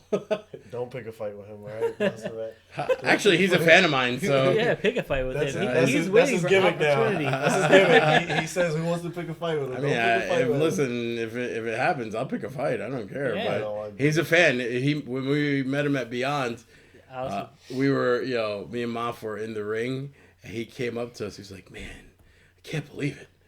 I'm watching the Hit Squad in the ring right now." Yeah. And that was kind of cool. He told us how he watched us in Ring of Honor back in the day, and he saw all kinds of cool stuff. And when you see someone who's up, coming up like that, and then look at where he's at now, and it's like, damn, that's cool. What'd you think of the draft? We didn't get to talk about that when it actually happened. So what'd you think about that whole concept and the way they had it set up, kind of like an NFL boardroom type thing, and it was just like ridiculous. So here's the thing, right? And the draft has always been done wrong by the WWE. Yeah. The only time it was good was the one year that Cena was drafted first or whatever. Yeah, like that was a huge deal, and like the whole draft felt good. Yeah. But the problem is they always did two things. They didn't tell people that they were moving, which is the dumbest thing. You know what I mean? Like, we want that genuine reaction. But you know what? I could give you a great reaction, too, if you tell me where I'm going, and I won't be pissed off. You know what I'm saying? Like, if I'm pissy and you put me from SmackDown to Raw, and I didn't want to be on Raw, I'm going to give you a pissy reaction. You know what I mean? Like, so, like, they didn't show reactions, and they still kept things a secret this year. Yeah. Why? Yeah. They're not showing reactions. Just tell them in advance. You know what I mean? But, I get that they were trying to do things big for Fox and play off of the football thing from Fox. I didn't think too many people changed shows. No, but it doesn't matter. No, it doesn't. Because people bounce all the time. Yeah. It doesn't matter. There's no continuity. Yeah, so it's like, why do we even need the draft when you're only going to move like 2 or 3 people? They didn't need to announce the people that were not changing brands. Of course. Yeah. That's what I think. And then the 2 different pools things, like, this is the SmackDown pool. What was it? Fox had the stupid guy in the football. The robot dude. Yeah, that's a legitimate. And the thing I didn't like about it, too, was it's like we already know Raw's a 3-hour show. SmackDown's only 2 hours. So we know Raw has to get the first pick if you're if you're going to deliver us 5 picks at one time. Yep. So don't even do the match. Yeah. Just tell us Raw has the first pick because they have 3 hours. And let's just forget about it. Because now the Raw superstars are winning. You're making them look dominant. And then it's like, what was the whole point of this? Well, I mean, look at what's on the screen right now. Yeah. What's the point of Rusev we were just talking having about his girlfriend, his wife? I don't know why I agreed to it. But, I mean, he's just doing his job. I really believe he's at a point where he's just like, I just got to get through this contract. Sure. When I get through this contract, I'm out. You know what I mean? But, like, I don't understand why it matters that they got to do all this. Why can't there just be an issue between him and, what's his face? Bobby Lashley. And just be a conflict, not I'm just sleeping with my wife or whatever. Because now what happens is people know and that live next to them that they're on TV and whatever, and there's gonna be some people who think it's real. Yeah. And they're gonna be like, "Oh, she's a slut," and like it causes that tension and like it's not necessary. And the point is, the story's not going anywhere. No, exactly. What's gonna happen? She's either gonna stay with Bobby Lashley and then cheat on him, or he's gonna cheat on her, or she at the end of it she's gonna get back with Rusev, and then but you still have to deal with she was all over Bobby Lashley. Yeah. You know what I mean? Like, what man would really want to be with his wife after all that? Yeah. See, I don't know. I mean, I would still want to be with Lana after that. So I don't know. She was my wife. I don't know. No, this is just stupid. No, to me, it is a dumb thing. Like, it's dumb. It doesn't need to cross that line. It doesn't. Keep it about wrestling. But see, then that's where people go and turn into AEW. Yeah. Because I could just watch good wrestling there instead of this crap. Instead of this nonsense. Yeah. This is one of those parts that's just like, whatever. And then you see what it turned into, because now, like you said, there's some people who do think it's real, and they think Lana and Bobby Lashley are together. Bobby Lashley has a wife, by the way. Yep, and they're sending him death threats and stuff like that. They're sending him death threats. Yeah. And then it's like, you come down to the ultimate reason behind it is because Bobby Lashley is black and because Lana is white. So then it's like, now all these uglies are coming out of the things behind wrestling that we don't like, Mm-hmm. and then you add the ACH thing, and then you add people still mad about Hulk Hogan, and it's like it's just a whole mess of things that you're bringing up that you don't have to do. Yep. Yeah, just let it be. But this is the problem, and a lot of people have said it over the years after they get released, and they're looked at as being jerks because they're talking bad because they just got fired. Yeah. There's an element of a toxic environment there. Yeah. And the problem was there was no competition. So what can I do to entertain myself today? Yeah. And instead of focusing on what can I do to keep these fans who are paying money coming back, you know, they weren't caring about what the fans wanted. Fans wanted to see good wrestling. Yeah, the storyline, it's an entertainment company, so you're gonna have to always have storylines. But I feel like because there was no competition, like I said, they just, how are we gonna pop ourselves? How are we gonna pop the boys? They're not really popping the boys, they're popping the office. You know what I mean? Yeah. And it's like, that's never a good situation, you know. And I'm all for stuff like, you know, I hate the PC culture. I hate, you know, all the snowflakes that are around. Yeah. Like, for me, like, when people are like, no hazing, that's wrong. I'm like, haze away. It makes a person either makes them quit or makes them a better person. Yeah. You know what I mean? Like, I'm the one that sees that, like, there is a need for bullying. As much, and trust me, I have a daughter who's 6, and I don't want her to ever be bullied, and I see that, you know, there's some kids that do. Yeah. But at the same time, growing up, bullying, us getting bullied, either we hid away and became pussies, or we stood up and fought for ourselves. We may have not won every fight, but we still, you know, we didn't take it, and it made us tougher, you know?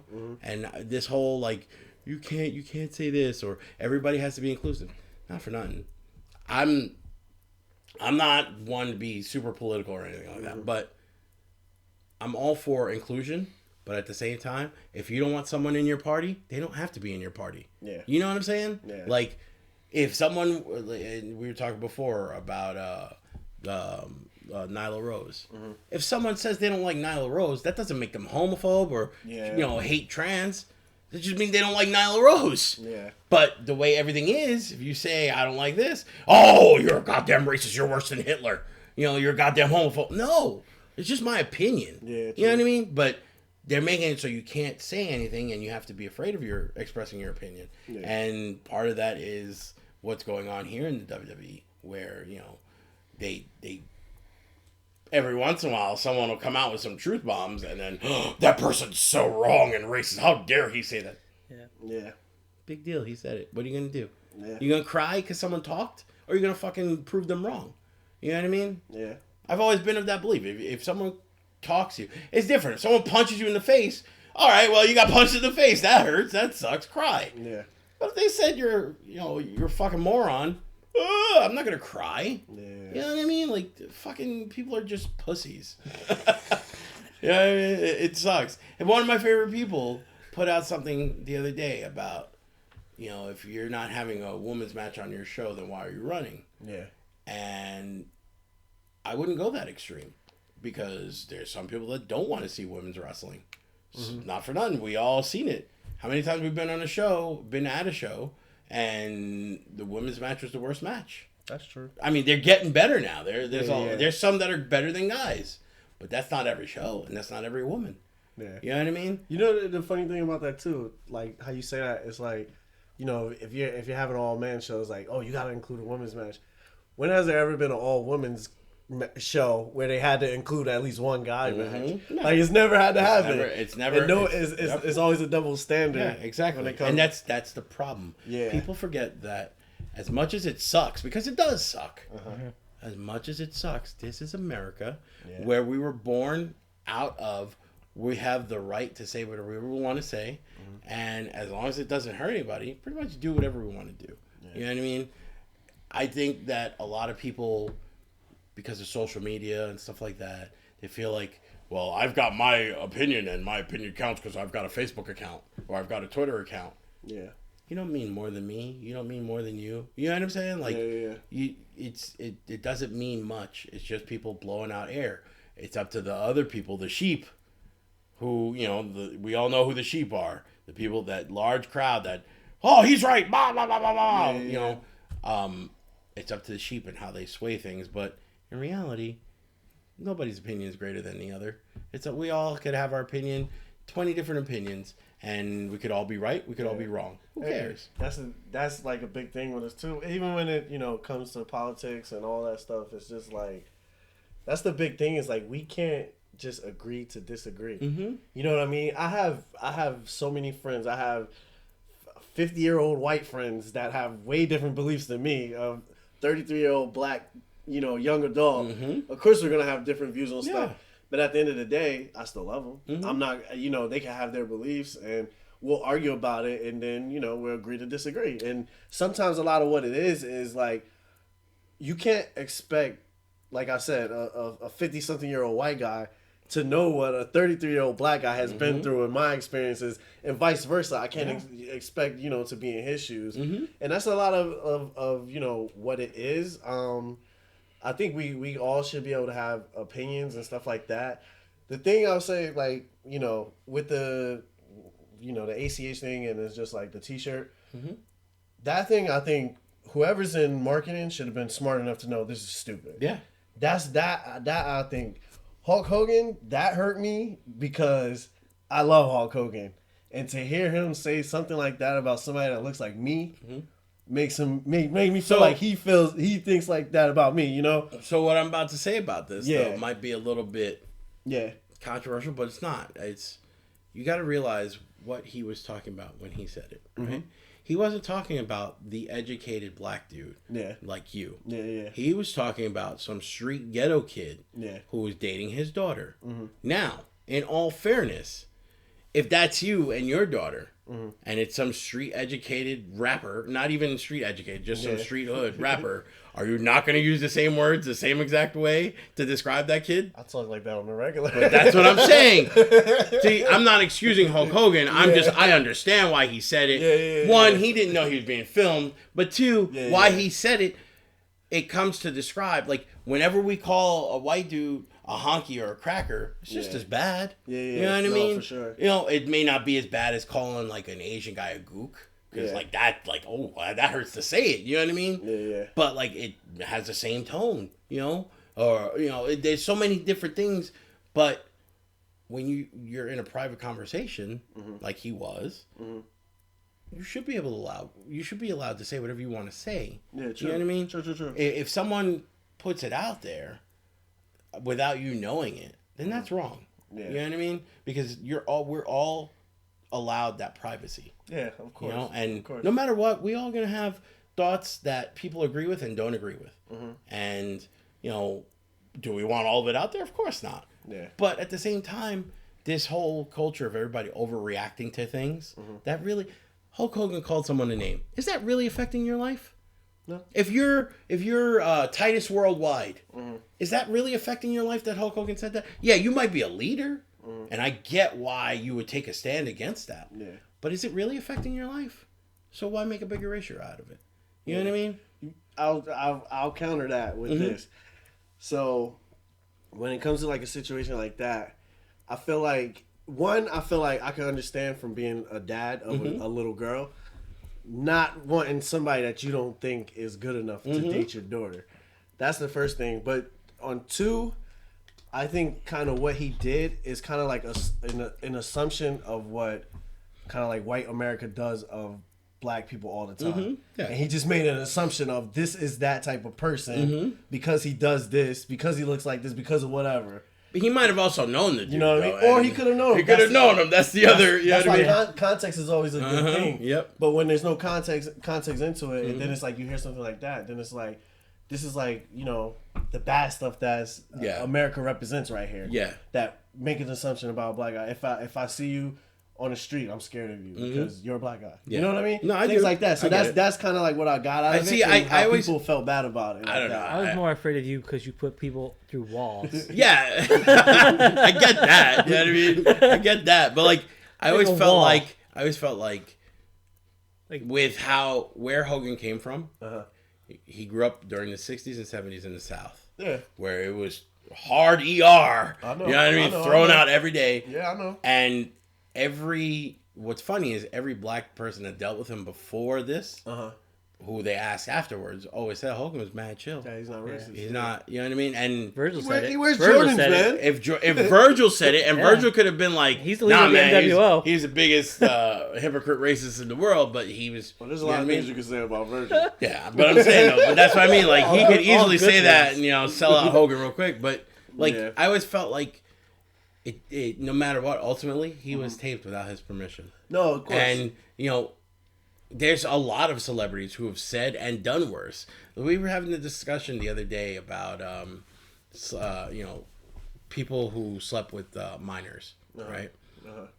As much as everybody loves Elvis. Priscilla Presley was what, 16, 15 when they met? 14? Yeah. Really young. Jerry Lee Lewis married his 13-year-old cousin. You know what I mean? Like, but they get a pass. Back then there was no social media. It was whatever the newspaper wanted to report. Yeah. You know what I mean? And how they put the slant on it. But, I think with social media, everything is coming out and all these people are like way overreacting. Yeah. I always felt like if it don't affect your money or your family personally, I think we need let it go. we also need to stop.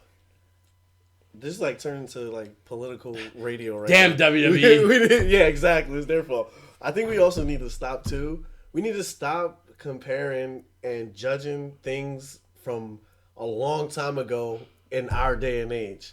So it's like, oh, this person, we can't celebrate this person for the things he did because he was racist at that time. It's like everybody was racist at that time. So it's like, what are we gonna do? Not celebrate anybody? It's like, you know what I mean? So Well, yeah, that's why Elvis gets the pass. Yeah. I mean, Elvis made great music. Yeah. Michael Jackson. This is the crazy thing. Michael Jackson. Everybody's like, I'm sure he raped kids and blah blah blah blah blah. Right? You would think Michael Jackson lived in Neverland Ranch, and everywhere he lived had top security at the time, top video camera footage. Right? Wouldn't it have been easy for any of the people who were working for him to just find where the cameras are, take a tape that they know that a kid is around, and just try to sell it? Yeah. Why is there no footage of that ever? Because it didn't happen. Didn't happen. That's Listen, why. and there's people, Michael Jackson a rapist. Some of my best friends, they always, every time I play Michael Jackson, they turn that rapist off. You know what I mean? R. Kelly, on the other hand. R. Kelly, there's videotape. That's different. There's videotape. You know what I mean? But like I'll Michael check- Jackson, nothing. He's also I'll trapped give in the you- closet for a long time. That's true. With midgets. I'll give you a good joke, and you're gonna love this one. Just because we're talking about Michael Jackson, all right? So let's see. What's your favorite clothing store? Just pick anybody. Anywhere you buy clothes from. Old Navy. Old Navy, okay. So what does Michael Jackson and Old Navy have in common? What's that? They both have little boys' pants 50% off.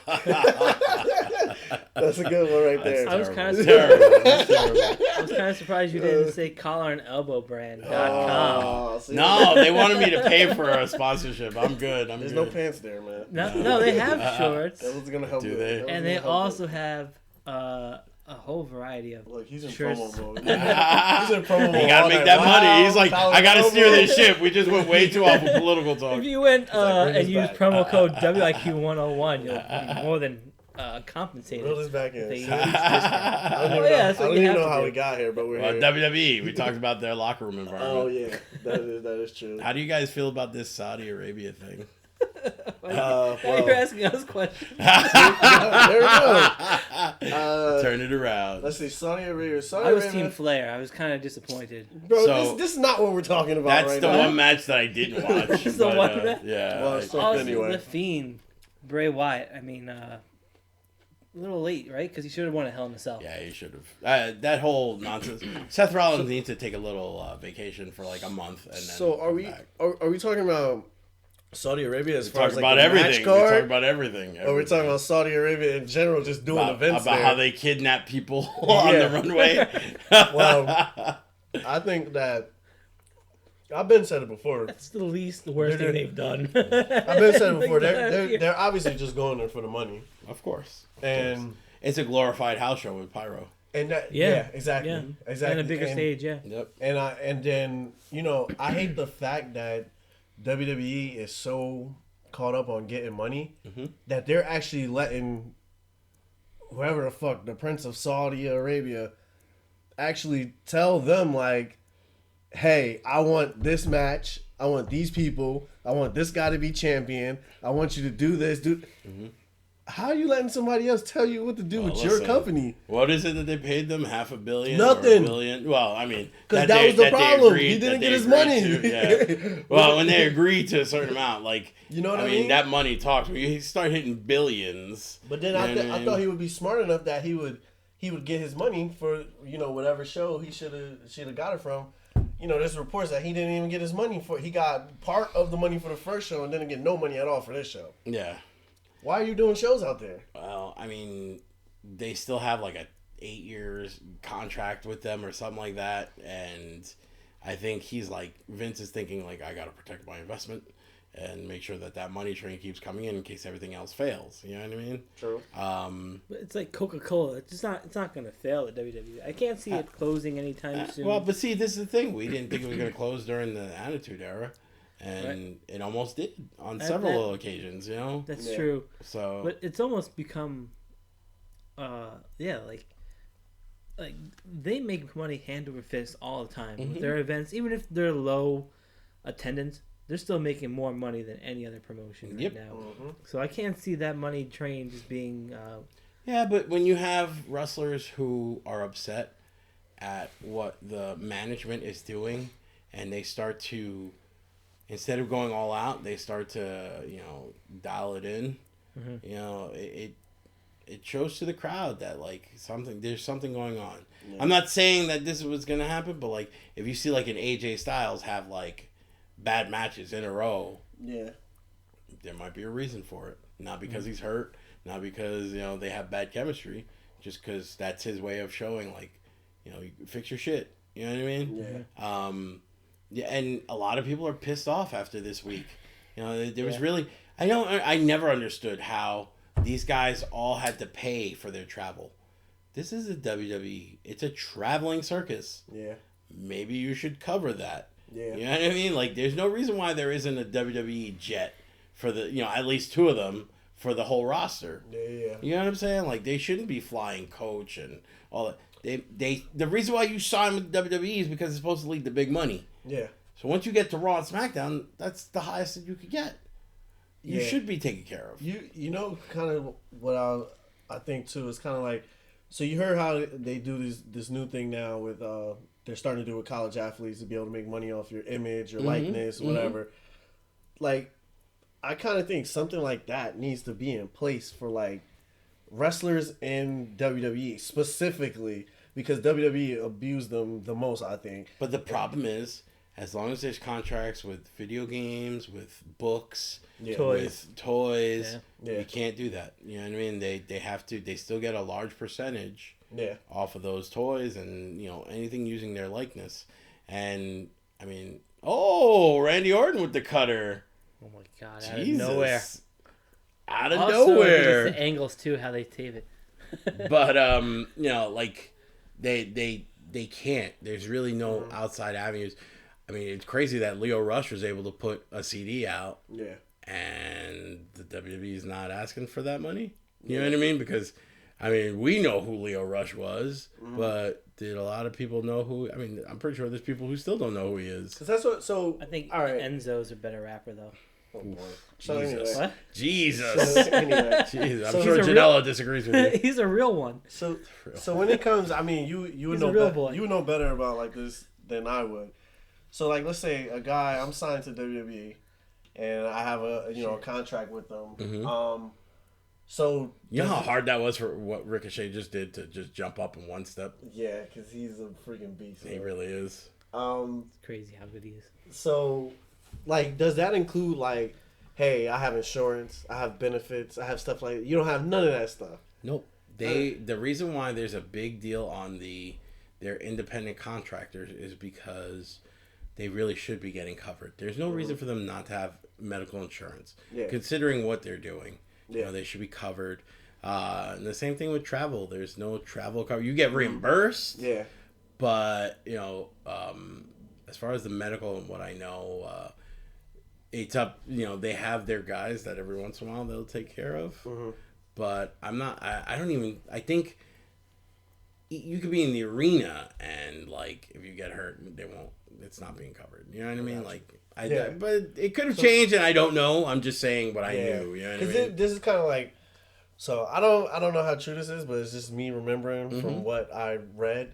And if I find it, I'll send it to you to show you for sure. But I heard they were kind of trying to put something in place, kind of like they were trying to do that, where basically it's like WWE can't call them independent contractors. They would have to be employees if you don't want them. Yeah, I saw something about to that. you know. So if you make them employees, that means you give them insurance, you give them benefits. I think it was in California that was happening. Yeah. Or if you keep them as independent contractors, then just like if you hire a contractor to do the work on your house, that doesn't mean they can't go work on someone else's house. Yep. So you either got to say, hey, no, these are our employees. Yeah. Or if they're contractors, then They you got can to let work them kind of do anywhere whatever the else. hell they Yeah. want to do. Yeah. So that's the. But I kind think of that's thing that kind I of was- back in the was day. going That's in. how they skirted things because guys were allowed to go to New Japan, All Japan. Yeah. You know, Like Jesse and wrestle Body, around. right? He was all for that kind of Yeah, stuff. Jesse like a was all union. about unionizing, and you know he had the right idea. But see, the problem is when you unionize, that's bad for the bosses. The bosses don't want that Of course, stuff. So, yeah. I So mean, there's only one boss, and that's Sasha Banks. Right? shy. Derek? Although right now Becky Lynch, Yeah, I is was looking just really good thinking right that there. too. Jesus, who She's the hell the is man. Sasha Banks? Becky Lynch was right there looking good. Sasha stinks. Yeah, Derek hates Sasha Banks. Does he? Why? I think she's great. I just don't like her. It's I think boss time. she's like she. I think she's decent. She makes a lot of mistakes, but anyway. she's Yeah, but ratchet. you Who know, am I to be judging Sasha Banks? but But you know anyway, something like I always look at it like this.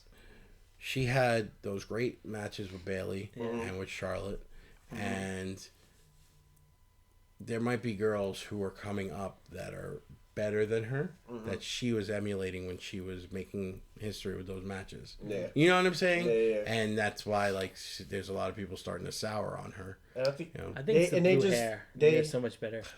yeah, and they just, you know what they did is just that. I feel like they kind of forced her on us too. Mhm. So it's kind of like the whole, the Roman Reigns thing, whatever. John Cena, they're It's not that bad. I don't think it's that bad level, with her. but, yeah. But it was like, her and Charlotte were like fighting like every like freaking week. But I feel like Charlotte, because I was feeling the same way about Charlotte too. I'm like, they're just handing her titles. She's winning titles and losing them the next night on Raw, Yeah. just to say, hey, I made it to what my dad made it with championships. Yeah. That I don't like about her. Charlotte, I think she's amazing, but I think she kind of like grew from that whole feud thing, and I feel like after that, Sasha was just Sasha. Yeah.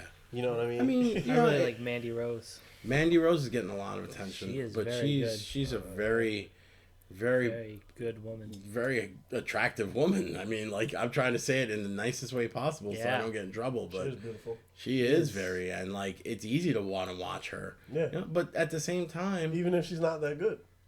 Oh, she's great. I'm not saying alright. she's not good. I'm not saying She's that. all right. But I'm saying you would make an exception for her Yeah, because she looks so good. but like, And people did that a lot with Eva Marie. yeah, Even Maria, she was great. yeah. But Eva Marie was garbage. She was straight trash. Yeah, she was horrible. You know? Like She's I hot would, though. I would rather lick a homeless person's foot than have to watch 20 minutes of Eva Marie. Can't go with you on that. I would watch Eva Marie in a heartbeat. But like what's the name of the one that was in Riot Squad? Liv Morgan. Right? Liv Morgan. Oh, Liv Morgan. Yeah. Like Who- she's someone that they should be doing stuff with, and for whatever reason, where is she? You know what I mean? And same thing with Sarah. She should be on TV, Yeah.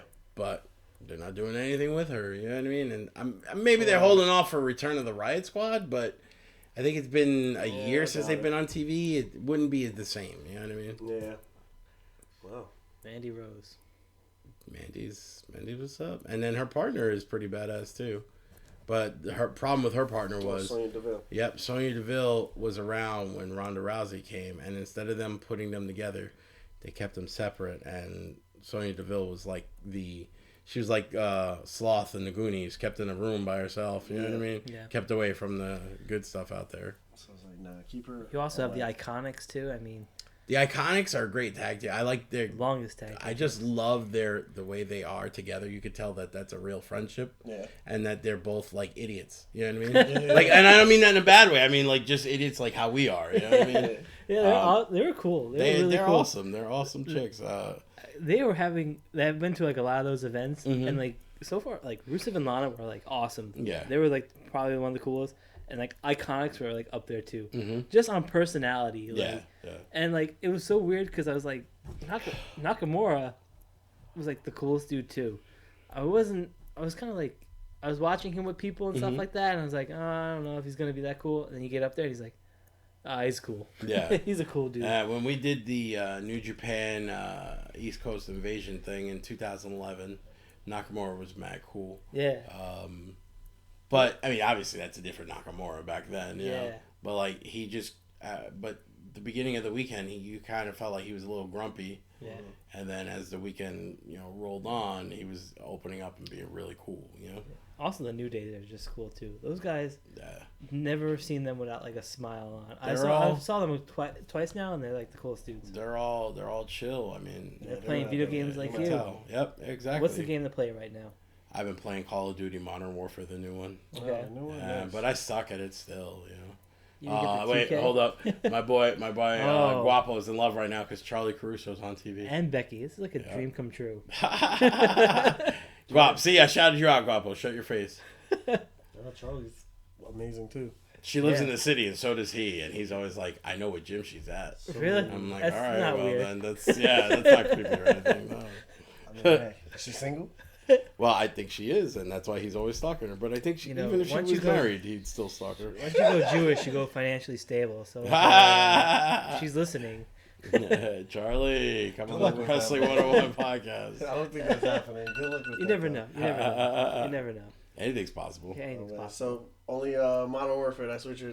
on. Modern Warfare, yeah. What about some of the old school stuff? Give us the good stuff, man. So I have my modded Xbox with a 2 terabyte hard drive and like a whole bunch of stuff. And it's funny because the game that I've been getting into, there's 2 games actually I've been getting into. San Andreas, which I mean, I'll be continually playing San Andreas until the day that I die. You know what I mean? The PS4 one? Yeah. No, actually, Oh, that's the on Xbox. right? the Wasn't it Xbox, on yeah. PS4 though? It is, yeah. I have that too. But what you call it? Oh. So the one game that I keep playing, and it's like I don't know why, is Scrabble. Scrabble. Yes, Scrabble. Making the word Scrabble. Yep, I just keep playing Scrabble. I'm entertained by Scrabble all day. That's like I was sick and I was sending you pictures of me playing Column. Yep. I was like, wow, Yep. I'm on like level 99. Actually, and that's a lie. One more game is Mario Kart on the Switch. Oh, yeah? That's Mario always Kart fun. is awesome. Yeah. It can't be never beat American. that. Yeah. Part of Some it is the greatest too. games all time. That's like the first game that not the first game, but like that's the first real game that my daughter and I have been like competitively playing. Yeah. And like it's kind of cool to like do that with my daughter. You know what I mean? So it holds a special place. When you're with your friends, do you STD? Smash Till Dawn, Super Smash Brothers? Actually, I suck at Smash Brothers. Really? I'm so garbage. So garbage. Somebody. That's why you gotta was play talking it about like you gotta play it from like midnight to like the morning, I right? just- Because that's when I you're good. can't. Your friends are falling asleep, and you can just like Yeah, Beat them while they I ain't select. doing all that. So when I used to go to Montrom and hang out with them, it would be like 11 o'clock. Yeah. And King Mort would, they blazed or whatever, but King Mort would be like half asleep. So what we would do is we'd play MVP baseball, and we'd all take an inning. One would go, we'd pitch one, bat one, give it to the control of the next guy. Mort one time fell asleep. It was like 2 a.m. He fell asleep midway through, swung and hit a home run in his sleep. Oh, boy. So like from that point on, we're like, we can't fuck with Mort. He hit a home run in his fucking sleep. Like, you know what I mean? What's your favorite game all the time? Street Fighter. Street Street Fighter Fighter? 2, yeah, Street Fighter 2. All the different versions of Street Fighter 2. What's this, like Super Nintendo?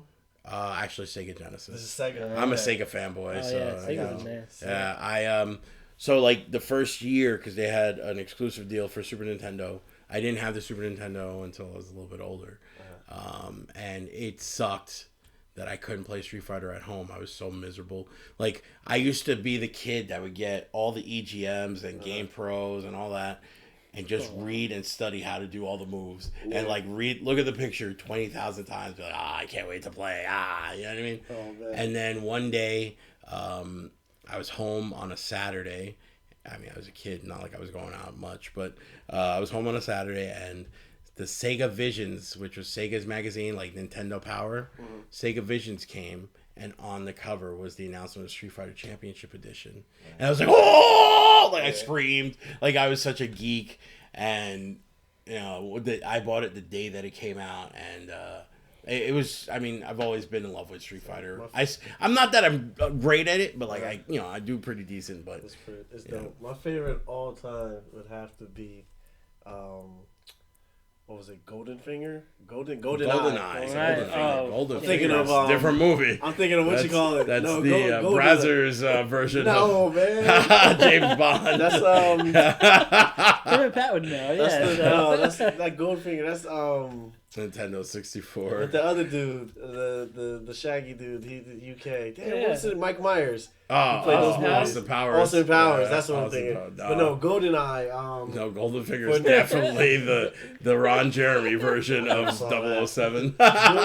GoldenEye, Nintendo 64. Mm-hmm. That's my favorite all time. Is it? Yeah, man. That's a great game. You gotta play it with friends though. Yeah, I know. You gotta do the challenge mode. I've done it. But see, that's what I like about the Xbox. Halo's so much fun. I like Halo too. But see, so Halo, first person shooters, I'm not that great at. That's why, like, Me neither. Call of Duty, I've only getting into them like every once in a while. Like, I'm very much into Modern Warfare 2.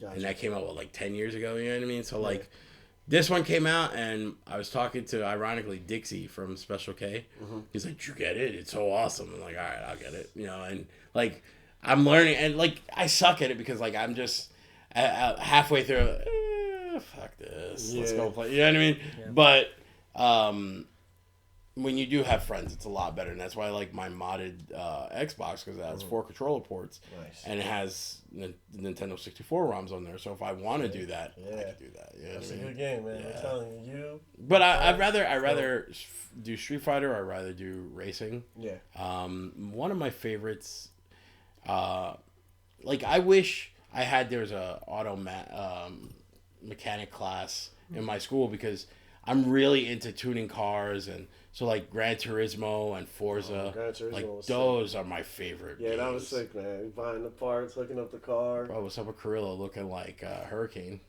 Yeah. I mean, I don't know. They're high on him though. Yeah. He's got that look, and he's got that something. So. Yeah, he got drafted. Yep. And nobody in half of the WWE universe didn't know who he was. Well, it's like, why are you drafting this guy so high? Yeah. Take a look at the list and see all the people he got drafted ahead of. You'd be like, why? I mean, he's great. Don't get me wrong. He is. He's great, yeah, for sure. Yeah, his name value wasn't established yet. Yeah. But yeah, Gran Turismo is definitely something that I've invested. Gran Turismo 1, 2, 3, and 4. And then after that, I kind of dropped off, but I picked it back up with Sport, because it has the VR. Yeah. I have a steering wheel with the VR and the racing seat. It's fucking awesome. Like, man. So, like, let's say you're driving like 200 miles an hour, and then you hit a turn, you want to throw up right away. Because it's so crazy. Like, I love VR. The VR is my favorite thing. Like, I just wish that there was better, like, they were starting to make better games for it. Hopefully with PS5 they do that. But there's a game called Astrobot, which, to me, the best way I could describe it is Mario 64 with robots in VR.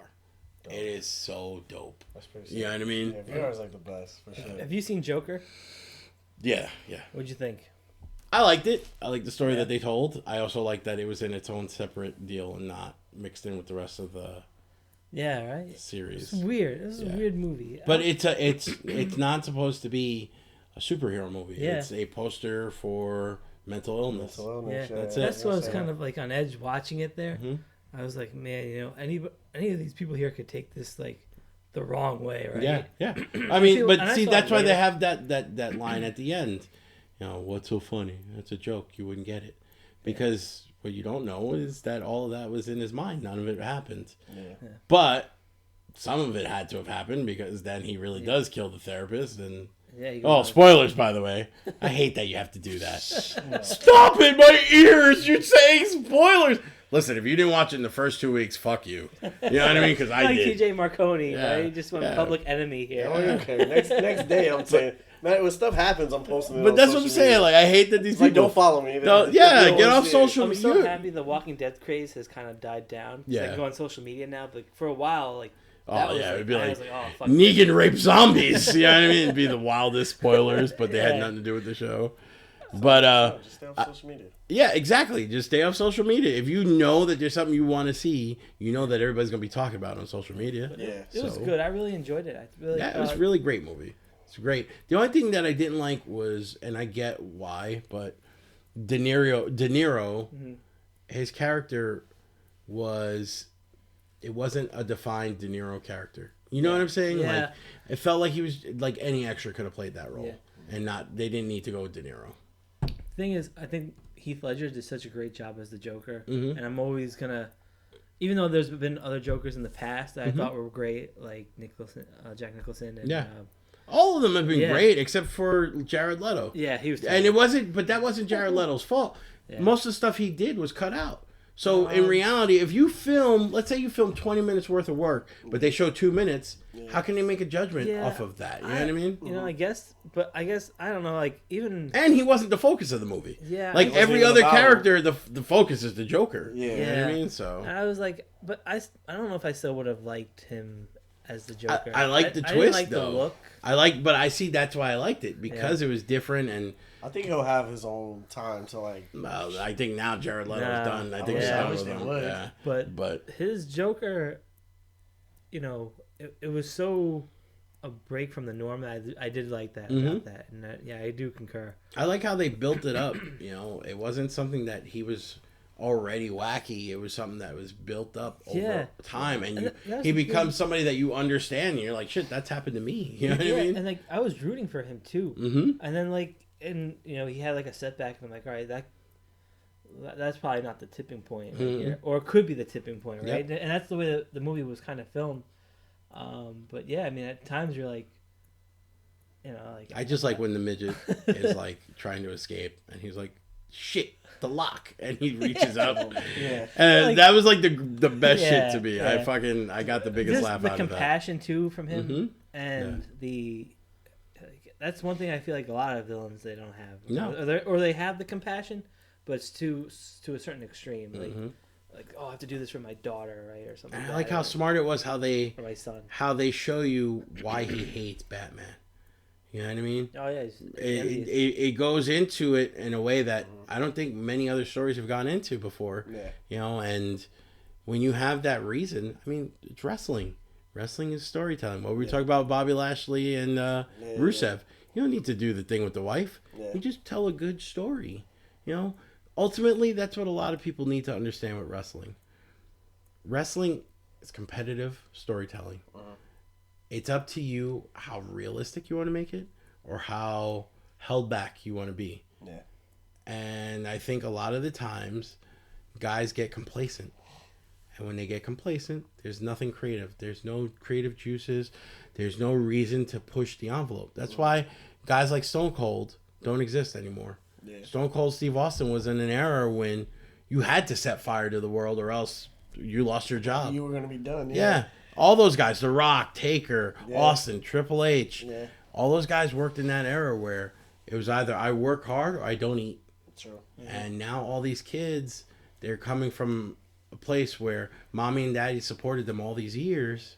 And then they become wrestlers. And it's like, mommy and daddy still supporting me with food and whatever. I don't have to struggle. I don't have to know what it's like to pay a car payment or pay for gas, pay for tolls. Mommy and daddy's got me with their Easy Pass and their credit card. Yeah, you true. know? And these guys, a lot of these guys went through all that and some of them look, out of place because they're so like over the top with fuck you kid, you don't know what it's like.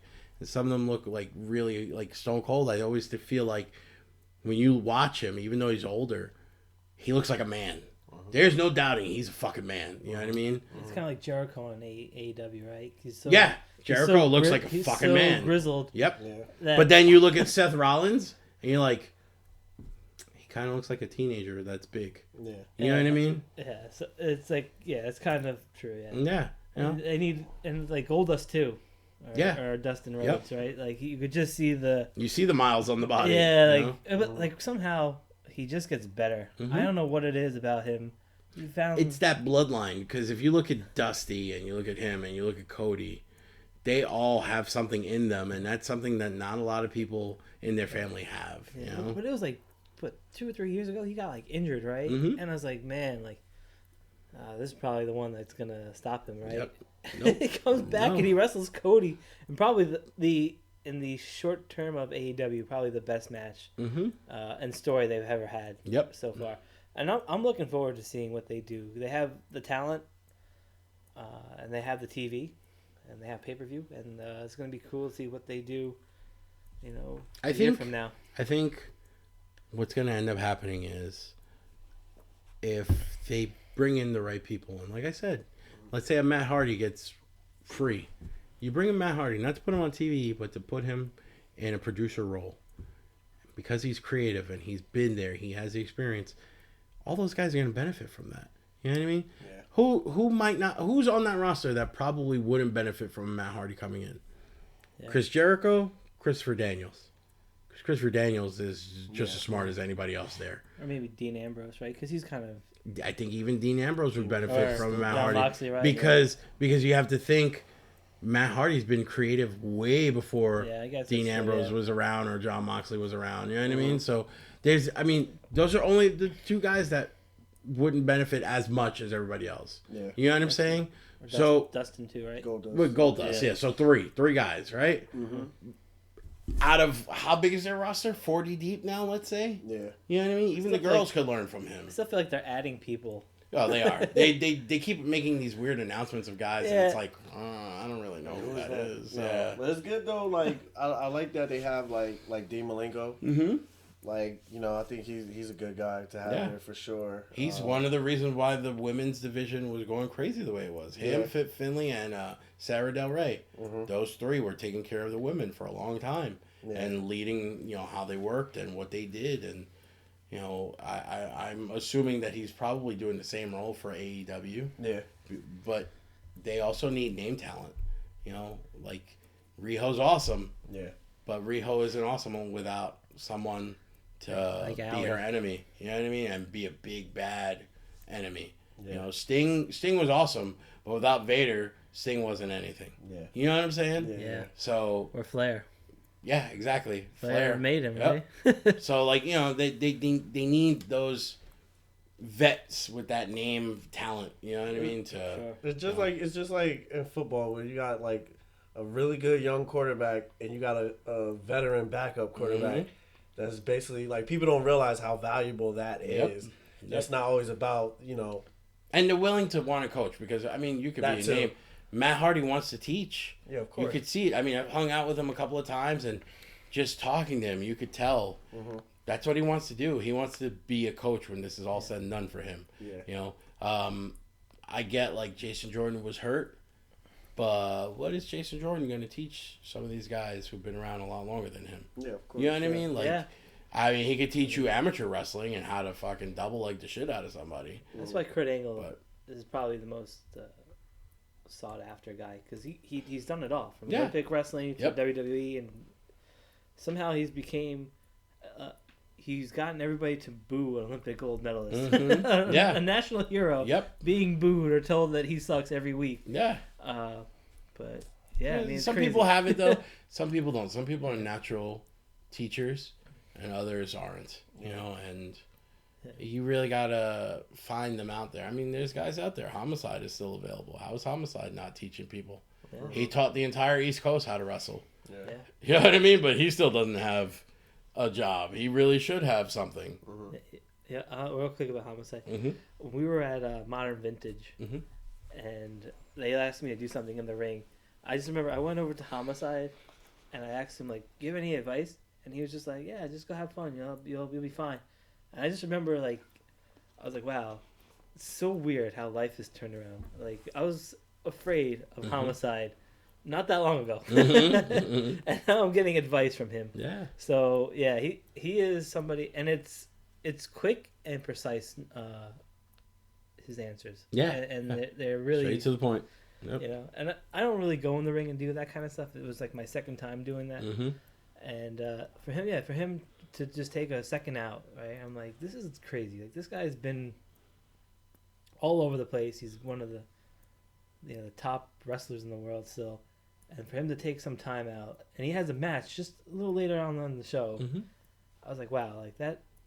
It doesn't get any better than that. Like that was a highlight for me. This is, and I was just talking to him earlier today about this. You know, me and Dan Moff, you know, been tag team partners forever, and we both were trained under him and stuff like that. And we have our ups and downs, our relationship. And, you know, he did Ring of Honor. He came back to Ring of Honor this weekend against PCO. Now, they wrestle each other, so you kind of had to expect that it was, I mean, for the people that know, that it was going to be a banger. But for those Ring of Honor fans who didn't experience it, they're like going crazy, gushing over him, right? Here's the thing. If you put us in, any one of us, me, Key, Homicide, you know, Moff, the way we were taught, if you can't go all out, don't take the booking. If you know that it's not going to be a banger and what they're asking you to do is going to be the best shit of the night, don't go out there. Knowing Moff the way that I do, one, I knew he was comfortable with PCO and PCO was comfortable with him, but I know that he had a lot of determination, to motivation, to stuff it back into Ring of Honor's face. Yeah. You know what I mean? Yeah. Bitter. 12 years or whatever it's been, longer, you know? And, you know, it but more than that, it's just that's the way we were raised. You don't go out there if you know you're not going to knock it out the park. And that's because of Homicide. Homicide is that same way. I mean, Homicide's been doing this 25 years. He's taken the most abuse more than anybody that we know, done more stuff more than anybody we know. And he's still going out there, and with half a leg, Homicide's still better than most of the roster anywhere you go. You know, and that's not just me being his boy. That's just me seeing it how it is, you know. You guys seen it. You could back me up on it. There are times Homicide looks like he's dying. He should be on The Walking Dead. You know what I mean? But then he comes out and he has a match of the night with guys. Yeah. And guys that he shouldn't be having the match of the night with. True. Guys that are not on his level. But he pulls it out of them. Somehow, when his entrance music just comes up still, I just like, I don't know, it could be anywhere. Yeah. And I'm just like, oh, this is going to be good. I'm like, if that's like the only thing I hear. Yeah. Like, we were at when you wrestled him at Synergy, right? And that must have been a huge honor, knowing that. It was fun. You know, it was fun. You know, short notice too, and you know, you're replacing a big name in Jonathan Grisham, and I was like, you know, I was doing interviews in the back, and all of a sudden I heard the sounds. I'm like, oh, I gotta watch this. I was like, this match is going on now, like, whatever, and you know, I think that's a testament to both of you guys and Moff. And I was like talking about this too with somebody else. I'm like, if you don't have either yourself, Magic, Dan Moff, or Matt Tremont on your show, you don't have like a real promotion.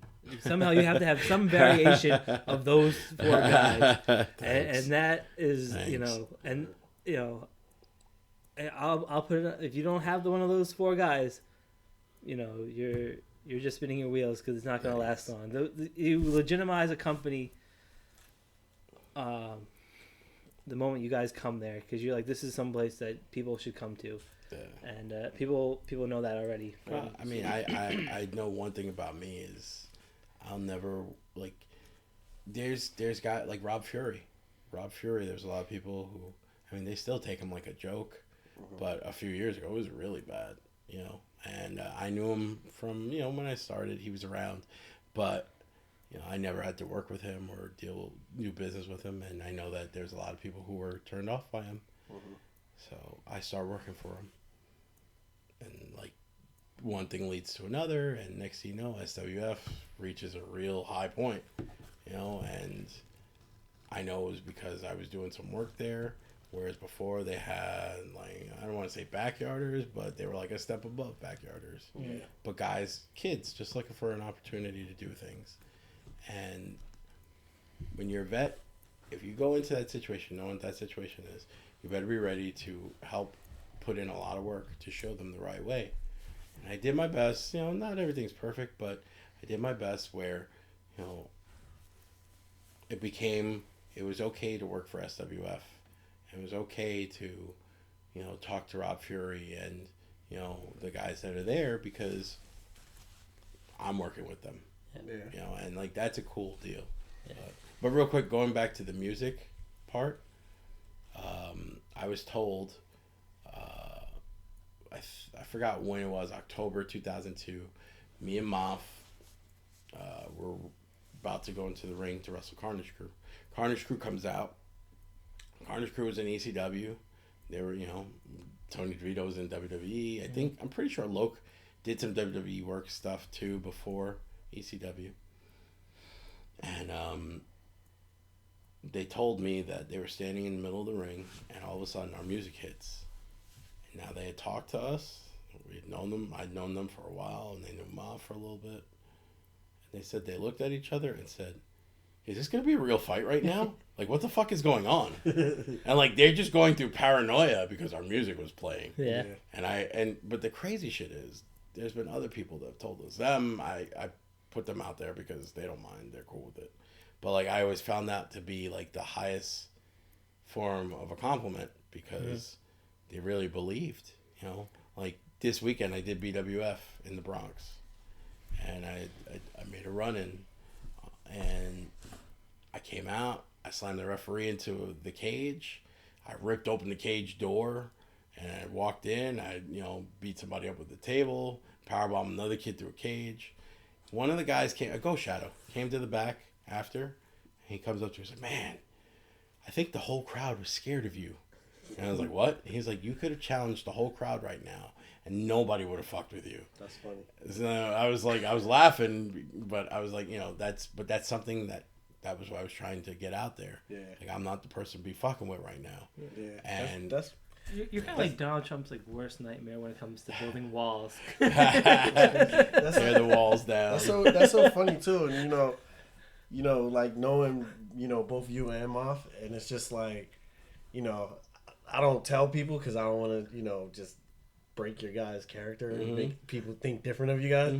But I just feel like, like these two guys are like just mad nice. It's like, especially Uncle Mac. Yeah. I'm like, especially Monsta Mack, he's like the nicest dude in the world. You can't thank you. But it's like, when they're out there, it's like, even if you do know them, like even the same thing. It's like when it's like especially like seeing you guys together, it's like, like it's still like, they're bad as fuck. And it's like, but it's like in this environment, it's like, Monsta Mack, he's nice. He's gonna give you encouragement. He's gonna like guide you and give you advice. And it's like, damn Moff, he's the same way too. He's a nice guy too. He's gonna give you advice on stuff. And it's like, but when you guys are out there, it's like, the switch goes don't on. fuck with them too, dude. Switch That goes kind of on. has to be like when the Undertaker comes out for that, like Same that split thing, moment. yeah, You're like, same oh thing, fuck, same this is creepy as hell. Yep. Yeah. I mean, but that's the thing. The guys that know what their character is and who they are, they all have the same thing. They could be talking to you 30 seconds before the music hits. Once they know that their cue is coming up, they hit that switch and they become something else. Yeah. And like Stone Cold says, you become an amplified version of who you really are. Yeah. I guess maybe I'm a dick and I don't know, but like, like my best version is when I'm just me pumped up, you know what I mean? But at the same time, like, as you get older, and you start to see guys. I mean, look, for me, like guys like Dickinson, Jaka, EYFBO, they're not half my age, but they all saw me when they were teens. Yeah. You know what I mean? And like I feel like the ones that are really, cool with and whatever, like I take them on as like an adopted son or daughter. Yeah. And then I have to not protect them, but like look out for them. Yeah. Make sure that they're getting the right advice and doing the right thing, and like it becomes harder to maintain that persona. You know what I mean? Although, I mean, shit, when we wrestled Mike and Angel last, I want to say it was Mike, hit me with a real stiff shot. And like I forgot all about that shit real quick. You know what I mean? Like I was like, motherfucker. You know what I mean?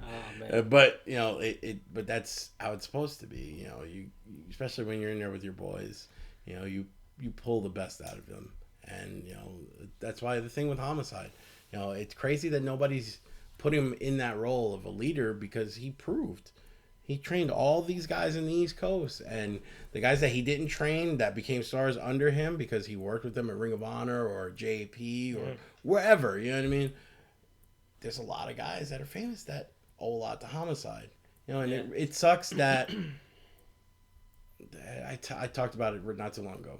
When one of your boys makes it to the big time, the next goal after he gets himself over there should be pulling his boys up. Yeah, everybody in there, yeah. And it sucks that there's guys that don't do that for Homicide. Yeah. And, you know, it's... Part of it is they're afraid to press the button because, you know, I mean, Homicide curses. He's not politically correct. Yeah. You know, he's a guy that was perfect for ECW. Yeah. But it shouldn't matter. If he got to you to get you to understand what this business is about, you should pay him back. You know what I mean? Yeah. He doesn't wear suits too. I think that's his biggest problem. But I've seen him in a suit. Suits. I mean, he don't look bad for, you know, a short Hispanic thug in a suit. No bandanas. You know? Well, he did have a bandana when he wore a suit. Like no bandanas. You get you on a suit. But you know, like, you make some exceptions. You know what I mean? They let CM Punk be an exception. Matt Riddle walk around in flip flops in a suit, right? You know Can you imagine Homicide coming out and breaking up a fight? He has a pole on, tucked into his shirt. I could totally see it, and I would totally give him shit about it. Yeah, you see that? Like, damn, what happened? No, son, no, you know what would happen? He would come out. No, fuck that. Let them fight. Let them fight. Let them fight.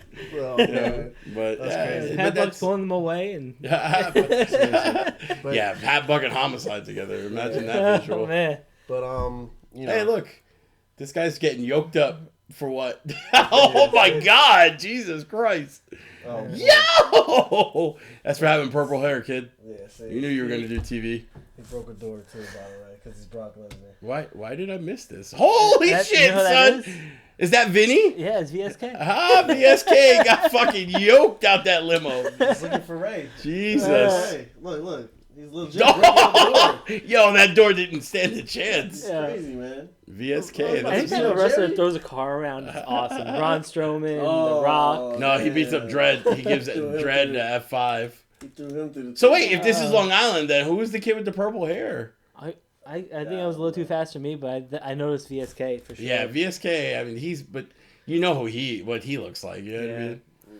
But you know, Mac, you know, we always tell you this when you're over here. We have to thank you for everything you've done for us, and you know, we wouldn't have made it this far. Nah, you guys. I told you at the beginning. It's very comfortable, very relaxed. And you guys are good guys. If you weren't good guys, I'd be like, yeah, whatever.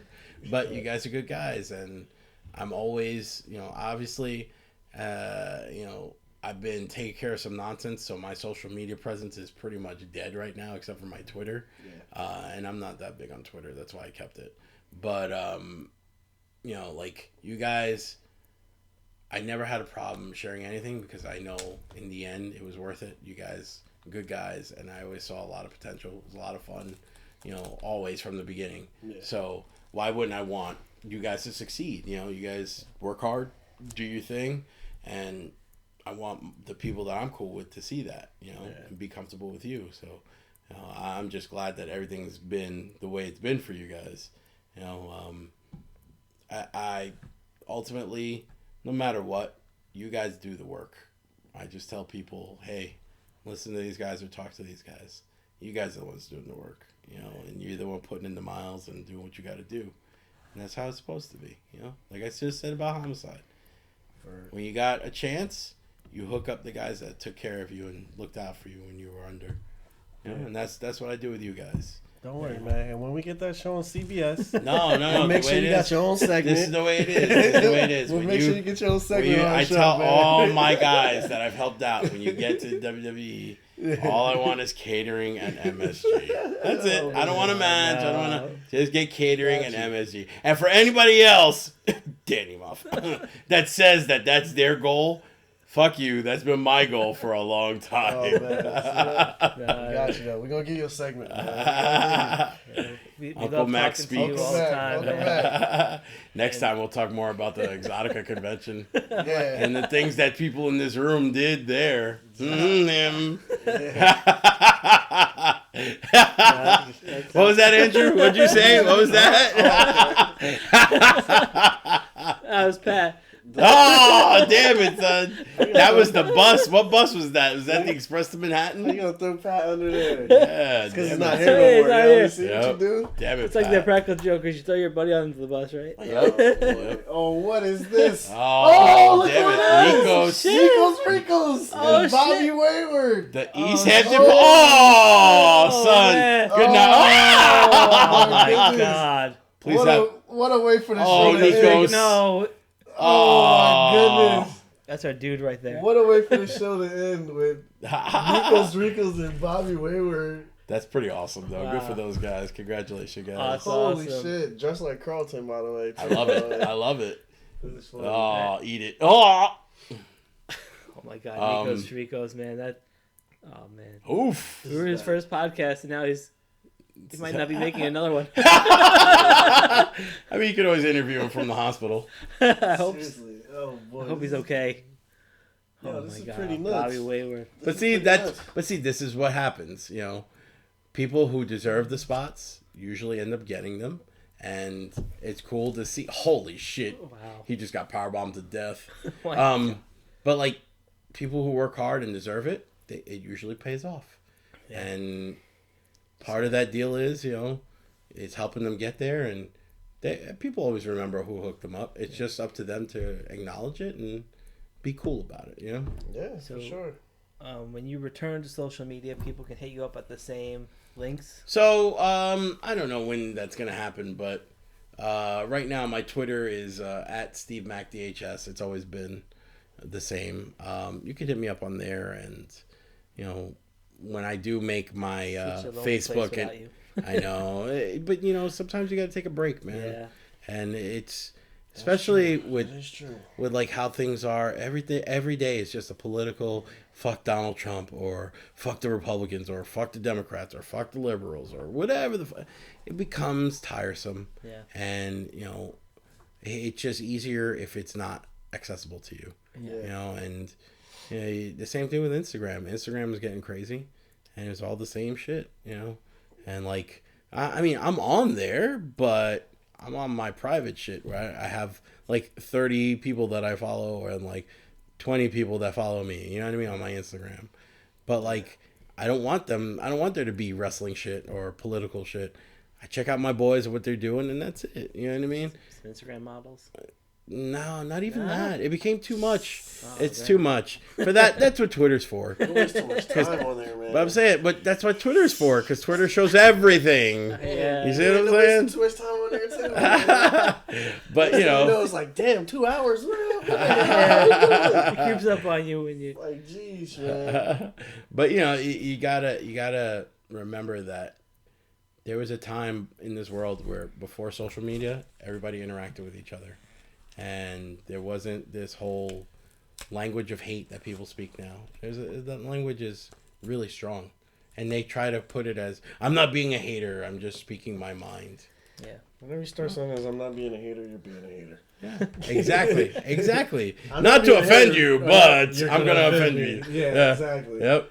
But Man. Whatever. you know, it's just, you got to take breaks, and people forget that. You need the mental breaks. You need to take care of yourself.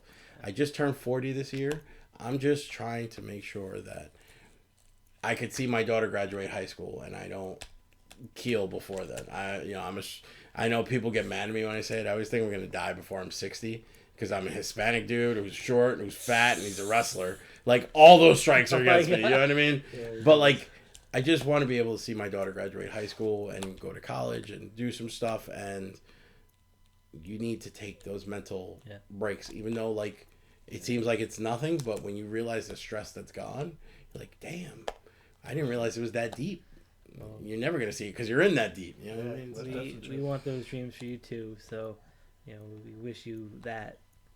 And best of luck and well wishes whenever Thank you do, you. man. So, Sure, definitely. and for us, this has been Wrestling IQ 101. You can follow us on Facebook, Twitter, and Instagram at Wrestling IQ 101. You can subscribe right here on YouTube or the B Plus Player Network, or you can even search Wrestling IQ 101 on iTunes, and you'll see our own stuff there. And I guess we'll see you guys next week. Real quick, I just want to send a shout out to my Snowflake and my Maniac and my Bellas, and they all know who they are. And thank you guys for all the support, and thank you to the fans. And you guys, especially, thank you for everything that you've helped me to do.